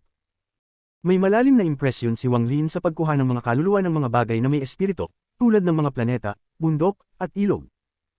Isang bagay lamang ito na tanging mga cultivators ng pangalawang hakbang ang makakagawa, ngunit naranasan ni Wang Lin ito ng personal noong ang nagkalat na demonyo ay kumontrol sa kanyang katawan. Habang pinapamassage ni Wang Lin ang bundok, biglang huminto ang kanyang kamay at ang kanyang mga mata ay naglabas ng kakaibang liwanag. Dahan-dahan niyang itinataas ang kanyang kanang kamay, at isang sinaunang aura na mayaman sa celestial spiritual energy ang nagmula sa bato. Habang itinataas ni Wang Lin ang kanyang kanang kamay, isang ilusyonaryong bola ng ulap ang nabuo sa pagitan ng kanyang kamay at ng bundok. Dahan-dahan niyang itinataas ang kanyang kanang kamay. Ang galaw ni Wang Lin ay napakabait. Ang kanyang tingin ay parang kidlat habang tinititigan ang maliit na bola ng ulap sa kanyang kamay. Ang maliit na bola na ito ay nagbigay ng malakas na aura. Ang ikinagulat ni Wang Lin ay ang celestial spiritual energy ay perpektong nakatago sa loob ng bola, parang isang celestial ang gumagamit ng spell na ito. Bagamat ang kaluluwa ng bundok na ito ay mas mahina kaysa noong ginamit ito ni Greed, ito ay nananatiling napakalakas. Ngunit, ang kaluluwa ng bundok ay napaka-unstable, at kung hindi ako mag-iingat, hindi lang hindi ito makakapinsala sa kaaway, baka ako pa ang madamay. Ang mga mata ni Wang Lin ay kumikislap. Alam niyang ang dahilan nito ay dahil hindi kumpleto ang bundok, na nagdulot ng pagkasira ng kaluluwa ng bundok. Wala ring hadlang nang sinubukan niyang kunin ang kaluluwa ng bundok. Para bang kayang-kaya ni Wang Lin na kunin ito sa isang pag-iisip lang. Dito talaga nabigla si Wang Lin. Ang kanyang mga mata ay kumikislap habang ang kanyang kanang kamay ay marahang ipinres ang bundok at ang kaluluwa ay bumalik sa bundok. Kaagad na pinres ni Wang Lin ang kanyang kanang kamay sa lupa. Sa isang pag-iisip, itinataas niya ang kanyang kamay at parang ang buong planeta ay nanginig. Ngunit ito ay isang pakiramdam lamang ng kanyang banal na pandama. Sa realidad, hindi gumalaw ang lupa ni 1 pulgada. Sa sandaling lumitaw ang sinaunang aura, agad itong nawala. Para bang may naghulog ng isang balde ng kahoy sa isang balon at hila-hila ng isang balde ng tubig. Ngunit, sa pag-akyat, ang ilalim ng balde ay bumagsak at ang lahat ng tubig ay bumalik sa balon. Ang taong humihila ng balde ay tiyak na makakaramdam ng lakas. Kung hindi mag-iingat, maaari nilang saktan ang kanilang sarili. Naramdaman nito ni Wang Lin nang mabaigo siyang makuha ang kaluluwa ng planeta. Nang maglaho ang sinaunang aura, naramdaman niyang isang malakas na puwersa ang tumama sa kanyang katawan. May tunog ng mga pagputok mula sa kanyang katawan at ang kanyang mukha ay naging mapotla. Kailangan niyang magpahinga ng ilang sandali bago makabawi. Habang tinitingnan ng bundok sa kanyang harapan, huminga ng malalim si Wang Lin. Ang nagbigay halaga sa bundok na ito ay pinayagan siyang maranasan ang spell ng pagkuha ng kaluluwa na tanging mga cultivators ng pangalawang hakbang lamang ang dapat makagawa. Ang bagay na ito ay napakahalaga sa akin. Hindi ko lang alam kung paano natuklasan at pinino ito ni Greed. Bagamat kaaway ni Wang Lin si Greed, pagkatapos makita ang spell na ito, medyo hinangaan niya si Greed. Sinaunang Thunder Dragon, Celestial Mountain, sinaunang God Furnace, Mountain and River Screen, at ang kakaibang Corona. Nariyan din ang mga hindi kilalang yaman sa bag ng pag-aari ni Greed. Talagang ang pinagpala siya ng langit. Si Wang Lin ay nagbuntong hininga. Ang bawat isa sa mga yaman na iyon ay magdudulot ng kasabikan sa mga tao sa labas. Ngunit, ang ikinagulat ni Wang Lin ay walang nagnakaw ng mga kayamanang iyon mula sa Greed. Lubos siyang nalilito tungkol dito. Tinitigan niya ang Celestial Mountain at nagkaroon ng kasabikan sa kanyang mga mata. Dapat ay maaaring ayusin ito, ngunit kakailanganin ng origin energy. Inilagay ni Wang Lin ito at pagkatapos ay tinama ang kanyang bag ng hawak upang ilabas ang isa pang bagay. Ito ay ang Mountain and River Screen. Hindi pa naririnig ni Wang Lin ang tungkol sa painting ng bundok at ilog. Ngunit, ang ilang mga kilalang tao sa mundo ng pagsasanay ay kilala ang painting ng bundok at ilog. Kabilang sa top 10 na mataas na klase ng mga celestial na yaman sa Celestial Realm, ang painting ng bundok at ilog ay nasa ika-5 na ranggo. Usap-usapan na ang painting ng bundok at ilog ay hindi maaasahan. Gayunpaman, ang talagang nagpapalakas dito ay hindi ang spell ng bundok at ilog sa ibabaw kundi ang tinte ng painting. Bagamat ang tinte ay tila itim, ito ay talagang madilim na pula, dahil ito ay ginawa mula sa dugo. Ang dugong ito ang tunay na lakas ng painting ng bundok at ilog. Usap-usapan na ang dugong ginamit para iguhit ang painting ng bundok at ilog ay ang dugo ng Heavenly Dao. Gayunpaman, ang Heavenly Dao ay walang anyo, kaya paano ito magkakaroon ng dugo? Ito ay naging isang walang katapusang misteryo. Dahil dito, tinawag din ang item na ito na Heavenly Dao Painting. Ang nakuha ni Greed ay hindi ang tunay na painting ng bundok at ilog kundi isang kopya na naimprinte sa isang screen. Tungkol naman sa kung anong uri ng spell ang maaaring mag-imprinte ng painting ng bundok at ilog sa screen, nag-isip si Greed at naghanap ng maraming sinaunang record ngunit hindi pa rin niya natuklasan kung paano ito nagawa. Ang mata ni Wang Lin ay napadako sa screen. Ang screen na ito ay mukhang simple na walang anumang pambihirang bagay. Katulad ito ng mga nakikita sa mga malalaking bahay ng mga hindi gaanong mayaman. Ang painting ng bundok at ilog ay tila bahagyang malabo, ngunit kung titingnan ng matagal, ito ay tila sobrang linaw. Ngunit sa ngayon, may isang crack na dumadaan mula kaliwa na parang hinahati ang bundok at ilog. Tila hindi magkatugma. Ang Divine Sense imprint sa yaman na ito ay matagal nang bumagsak dahil sa lakas ng Ancient God Finger. Ibinangon ni Wang Lin ang kanang kamay at iniwan ang sarili niyang Divine Sense imprint. Pagkatapos mag-isip ng kaunti, binuksan niya ang bibig at hinihigop ang screen sa kanyang Origin Soul. Sinimulan niyang pinuhin ang item na ito gamit ang kidlat mula sa kanyang Origin Soul. Ang huling magical treasure ay ang Corona. Personal na nakita ni Wang Lin na sa ilalim ng lakas ng Ancient God Finger mula sa Moongazer Serpent, walang kahit isang bitik na lumitaw sa Corona. Hawak ang item gamit ang kanyang kaliwang kamay, isinuri ni Wang Lin ito gamit ang kanyang Divine Sense at walang natagpo ang kakaiba. Parang Corona lamang ito ng isang mortal na emperador, walang anuman na hindi karaniwan. Gayunpaman, ang 5 beads sa Corona ay nakatawag ng pansin kay Wang Lin. Agad niyang natukoy na ang 5 beads na ito ay naglalaman ng lakas ng 5 elemento. Ang 5 elementong ito ay katulad ng 5 elemental spirits ni Red Butterfly, ngunit may higit pang espiritu. Habang tinitingnan ng Corona, nag-isip si Wang Lin saglit bago inilagay ito sa kanyang ulo tulad ng ginawa ni Greed. Sa puntong ito, isang misteryosong lakas ang agad na lumabas mula sa ulo ni Wang Lin. Pagkatapos maglakbay sa kanyang katawan, ito ay bumalik sa Corona at nanatiling hindi aktibo. Ang mga mata ni Wang Lin ay nagpakita ng kakaibang kulay. Inalis niya ang Corona at maingat na tiningnan ito bago mag-isip. Hindi ganoon kalakas ang lakas na iyon. Nang dumaan ito sa katawan ko, parang may hinahanap ito. Nang hindi ito makakita ng gusto nito, bumalik ito sa Corona, ano ang hinahanap nito? 5-element bead, naghahanap ng, nagulat si Wang Lin. Ang mga mata niya ay kumislap at mahinang sinabi, Pseudo 5-elemental body, Red Butterfly. Kabanata 720. Nakumpleto ang Heaven-defying bead. Pinamukpok ni Wang Lin ang kanyang bag of holding habang siya'y nag-iisip at isang asul na rosas ang lumitaw sa kanyang kamay.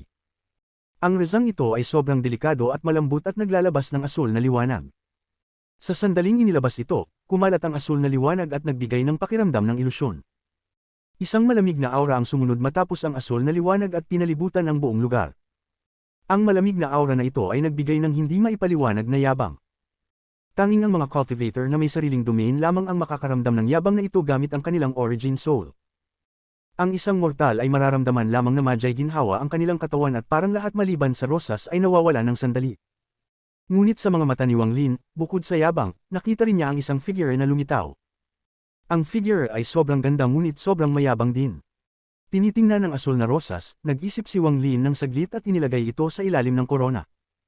Ang kanyang mga mata ay kumikislap at tumitig sa korona. Sa sandaling dumampi ang korona sa rosas, ang limang hiyas ay kumislap ng maliwanag. Isang hindi nakikitang lakas ang damaloy mula sa korona patungo sa rosas. Ang asul na rosas ay dahan-daang naglaho sa harap ni Wang Lin. Ito ay naging mga specks ng asul na liwanag at nagsanib sa korona. Ang korona ay nagbigay ng malalakas na bugzo ng asul na liwanag ng matagal. Unti-unting nanghamina ang asul na liwanag at bumalik sa normal. Si Wang Lin ay nagkunot ng noo habang inaangat ang korona at sinuri ito. Makalipas ang ilang sandali, parang may napansin siyang isang bagay. Parang nakakuha ang korona ng kaunting espiritu kumpara noong una. Maingat itong sinuri ni Wang Lin at bahagyan niyang nakita ang isang figure na may hawak na espada sa loob nito. Higit pa dito, wala na siyang ibang matukoy na mga pahiwatig. Ang item na ito ay hindi nasira mula sa Ancient God Finger, kaya malinaw na hindi ito ordinaryo, pero paano ko ito gagamitin? Sinabi ni Grid na kinuha niya ang mga kaluluwa ng 9,900 at 99 na emperador bago niya na-activate ang item na ito. Nagsimulang mag-isip si Wang Lin. Ano ang kaugnayan ng mga kaluluwa ng emperador sa 5 elemental spirits? Ano ang koneksyon? Baka ang may-ari ng korona ay isang emperador na may 5 elemental spirits at yun lang ang paraan para ito ma-activate. Niuyod ni Wang Lin ang ulo at hindi niya talaga maintindihan. Gayun din, sinuri ni Wang Lin ito ng matagal, at maliban sa Flame Dragon Bone, wala siyang ibang matukoy na material. Tanging ang Flame Dragon Bone lang ang natukoy niya dahil sa mga alaala na nakuha niya mula kay Tusi. Tila ang pinagmula ng item na ito ay mula pa noong unang panahon. Pagkatapos mag-isip ng kaunti, ibinalik ni Wang Lin ang buto at ang kanyang tingin ay napadako sa hindi kalayuan na Moongazer Bone. Ang metal element sa loob ng Moongazer Bone ay unti-unting nabawasan matapos ang ilang araw ng pagsipsip ng Heaven-defying bead. Ang oras ay dumaan ng dahan-dahan. Naging maingat si Wang Lin sa buong panahong ito at hindi niya pinapayagan na may mag-abala dito. Bagamat ang lugar na ito ay liblib, kailangan pa rin niyang mag-ingat. 3 buwan ang lumipas ng mabilis. Walang dumating sa mga 3 buwan na iyon. Sa sandaling ito, nawala na ang lahat ng metal element mula sa loob ng Moongazer Bone. Noong una, nag-alala si Wang Lin na baka kalahating bahagi lang ng Moongazer Bone ay hindi sapat upang tapusin ang Heaven-defying bead, ngunit ngayon ang imahe na kumakatawan sa metal element ay kumpleto na. Ang metal element ng Heaven-defying bead ay naging kumpleto sa harap ng mga mata ni Wang Lin. Nagbigay ang bead ng maliwanag na liwanag at naging isang bagay na kahawig ng kristal. Isang sinaunang aura ang biglang lumabas mula sa bead. Nagtagpo ang lakas ng 5 elemento sa ibabaw ng bead, at unti-unting tumaas ito patungo sa hangin. Ang mga mata ni Wang Lin ay nagpakita ng kakaibang liwanag. Kinagat niya ang dulo ng kanyang daliri at itinapon ang isang patak ng dugo na naglalaman ng kanyang Divine Sense imprint. Ang patak ng dugo ay mabilis na bumagsak sa bead. Sa sandaling na-absorb ang dugo, nalamig ang isipan ni Wang Lin. Para bang may isang bagay na lumitaw sa kanyang origin soul. Kasabay nito, isang simbolo na naglalaman ng sinaunang aura ang lumitaw sa kanyang isipan. Tinitingnan ni Wang Lin ang Heaven-defying bead at ipinakita ang isang tiyak na tingin. Halos 1,000 taon niyang hinintay upang tapusin ang Heaven-defying bead, ngunit imbis na maging masaya, siya'y nag-ingat at kalmado. Ang yaman na ito ay matagal nang kasama siya, ngunit sa huli, ang kanyang pag-unawa dito ay mababaw pa. Ano ba talaga ang Heaven-defying bead na ito? Baka nga ito ay nagmula sa sinaunang Celestial Realm gaya ng sinabi ng babae. Gumalaw ang kamay ni Wang Lin. Pinagdugtong niya ang 2 daliri na parang brush at iginiya ang simbolo na lumitaw sa kanyang isipan. Ang simbolo na ito ay sobrang komplikado, at bawat stroke nito ay naglalabas ng sinaunang aura. Sa ilalim ng maingat na pagtingin ni Wang Lin, unti-unting nabuo ang simbolo. Ang sinaunang aura ay naging sobrang siksik sa puntong ito. Ang sinaunang aura na ipinalabas ng natapong demonyo nang mag-take over ito sa katawan ni Wang Lin ay hindi kayang ihambing dito. Habang kumakalat ang sinaunang aura, naapektuhan ng buong planeta. Ang lahat ng buhay mula sa planeta ay unti-unting nasupil at mga bitik ang nagsimulang lumitaw sa buong planeta. Malalim na huminga si Wang Lin. Sa sandaling natapos ang simbolo, pinatama niya ito gamit ang kanyang palad. Ang simbolo ay dahan-daang lumutang patungo sa lumulutang Heaven-defying bead. Isang sinag ng violet na liwanag ang sumabog mula sa Heaven-defying bead. Ang violet na liwanag na ito ay sobrang lakas na halos hindi kayang buksan ni Wang Lin ang kanyang mga mata. Ang buong katawan ng Celestial Puppet ay nagbigay off ng amoy ng pagkabulok. Ang katawan nito ay nagsimulang mabulok sa isang nakikitang bilis. Nagulat si Wang Lin ng husto. Isang kaisipan lang, bumalik sa kanyang anino ang Celestial Guard at tumigil ang pagkabulok. Gayunpaman, ang amoy ng pagkabulok ay nanatili pa rin. Hindi lang ang Celestial Guard, pati ang 3 pangunahing kaluluwa ay ganoon din. Kung hindi agad kumilos si Wang Lin, ganap silang mabubulok sa ilang saglit lang na panahon. Ang violet na liwanag ay lumaki at unti-unting kumalat. Sa huli, tinakpan nito ang buong planeta. Parang ang planeta ay may suot na violet na balat. Sa puntong ito, umabot na sa pinakamataas na antas ang violet na liwanag. Nagsimulang mabulok ang buong planeta na parang may spell na ipinataw dito. Ang violet na liwanag ay hindi huminto at patuloy na kumalat. Maging ang ilang asteroid ay nahulog sa marahas na liwanag. Ang ilan sa kanila ay agad na gumuho at naging alikabok. Parang si Wang Lin at ang bid na lang ang natira. Lahat ng iba ay natabunan ng nakakatakot na violet na liwanag. Ang kakaibang tanawin na ito ay sanhi upang mag-alaw ang puso ni Wang Lin. Bagamat marami siyang hinuha tungkol sa heaven-defying bid, hindi niya inisip na magiging ganito ito matapos makumplito. Ang violet na liwanag ay tumigil sa pagkalat habang patuloy na naguguluhan si Wang Lin. Ang karamihan sa 5 elemento na naipon ay naglaho sa puntong ito.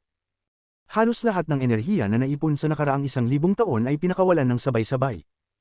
Ang violet na liwanag ay nanatili pa ring siksik sa paligid ng heaven-defying bead, at isang malaking pinto ang dahan-daang lumitaw na may malakas na tunog.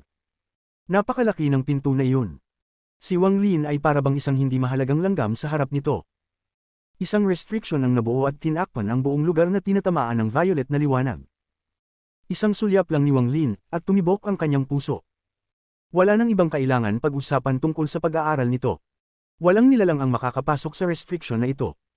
Para bang ang lugar na tinatamaan ng violet na liwanag ay hinukay mula sa All Heaven Star System gamit ang isang hindi maisip na spell at ini-isolate mula sa lahat ng bagay. Ang tanging bagay na natira sa mundong ito ay ang malaking pintuan. Tinitingnan ng malaking pintuan, hindi lang nagalaw ang kanyang isipan, kundi nakaramdam pa siya ng takot. Ang ganitong uri ng emosyon ay sobrang bihira para kay Wang Lin. Pagdama ng kanyang sariling takot, ang mga mata ni Wang Lin ay nagpakita ng senyales ng pag-aalinlangan. Ang kanyang dao ay hindi pinapayagan siyang matakot, ngunit ang takot na ito ay parang isang instinct at hindi niya ito matanggal. Para bang ang nasa harap niya ay nasa ganap na ibang antas at isang puwang na imposibleng tawirin. Matagal nang hindi naramdaman ni Wang Lin ito. Kahit na humarap siya sa Moongazer Serpent, nagulat lang siya. Hindi niya naramdaman ang ganitong panginginig sa kanyang kaluluwa na parang hindi siya kayang maglaban kahit kaunti. Para bang siya isang mortal na binatilyo na nakatayo sa ilalim ng tuktok ng Hengyu sect na nakatingales sa matayog na sekta ng pagsasanay. Naramdaman niya ang uri ng paghanga mula sa kaibuturan ng kanyang puso. Habang tumataas ang pagsasanay at karanasan ni Wang Lin, unti-unting nawala ang ganitong pakiramdam. Kahit na hinarap niya ang divine retribution sa Demon Spirit Land, umasa pa rin siya sa kanyang Dao Heart upang magpatuloy at lumaban. Pero sa puntong ito, kahit na walang presyon na nagmumula sa malaking pintuan, nanginginig pa rin ang kanyang isipan at katawan. Huwag kailanman sumuko. Ang mga mata ni Wang Lin ay naging mapula at ang kanyang katawan ay nanginginig habang pinipigilan ang kanyang mga ngipin at itinataas ang kanyang ulo. Hindi siya kailanman luluhod. Katulad ng dati sa Hengyu sect nung puno siya ng tiyaga habang umaakyat sa bundok. Kahit na puno ng dugo ang kanyang katawan, patuloy siyang magsusumikap. Sa puntong ito, ang paghanga na nagmumula sa kaluluwa ay tinangkang ilubog siya tulad ng alon na nais niyang sumuko. Ngunit hindi ni Wang Lin kaya at hindi niya papayagan. Dahil ang sumusuporta sa kanya ay ang mga kaluluwa ni Wan Er at Wang Ping sa loob ng heaven-defying bid. Hindi niya kailanman papayagang masaktan ang dalawang kaluluwang iyon. Heaven-defying bid, ako ang kumumplito sa iyo. Kung ang mga langit ay nais pumatay ng isang tao na mahal ko, isusumpa ko ang mga langit. Kung ikaw ay utol sa akin, sira-sirain kita. Bagamat nanginginig ang boses ni Wang Lin, naglalaman ito ng hindi matitinag na aura habang sigaw niyang isa-isang sinabi ang bawat salita. Ang hindi matitinag na daw ay nagdulot sa Ancient Thunder Dragon sa kanyang origin soul na magbago ng galaw sa kanyang katawan ng mabilis. Ang kidlat at kulog ay bumuo sa kanyang katawan na gawa sa kidlat. Ang kidlat ay kumalat mula sa mga paa ni Wang Lin at tumaas sa hangin. Sa sandaling ito, si Wang Lin ay parang isang Thunder Celestial. Kinokontrol niya ang kapangyarihan ng kulog. Ang kulog na ito ay naglalaman ng matigas na kalooban at ang patuloy na daw ni Wang Lin. Gumuguho ang lupa, ngunit patuloy na lumaban ang katawan ni Wang Lin.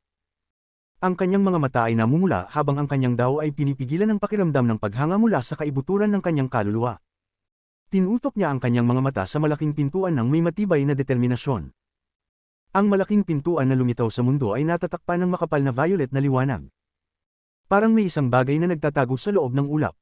Sa oras na iyon, sa ilalim ng titig ni Wang Lin, ang makapal na violet na liwanag ay bumuo ng isang dambuhalang braso sa labas ng pintuan. Ibinangon ito patungo kay Wang Lin na parang tinatawag siya. Dahil sa mahusay na paningin ni Wang Lin, agad niyang napansin na ang dambuhalang braso ay hindi mula sa isang sinaunang Diyos.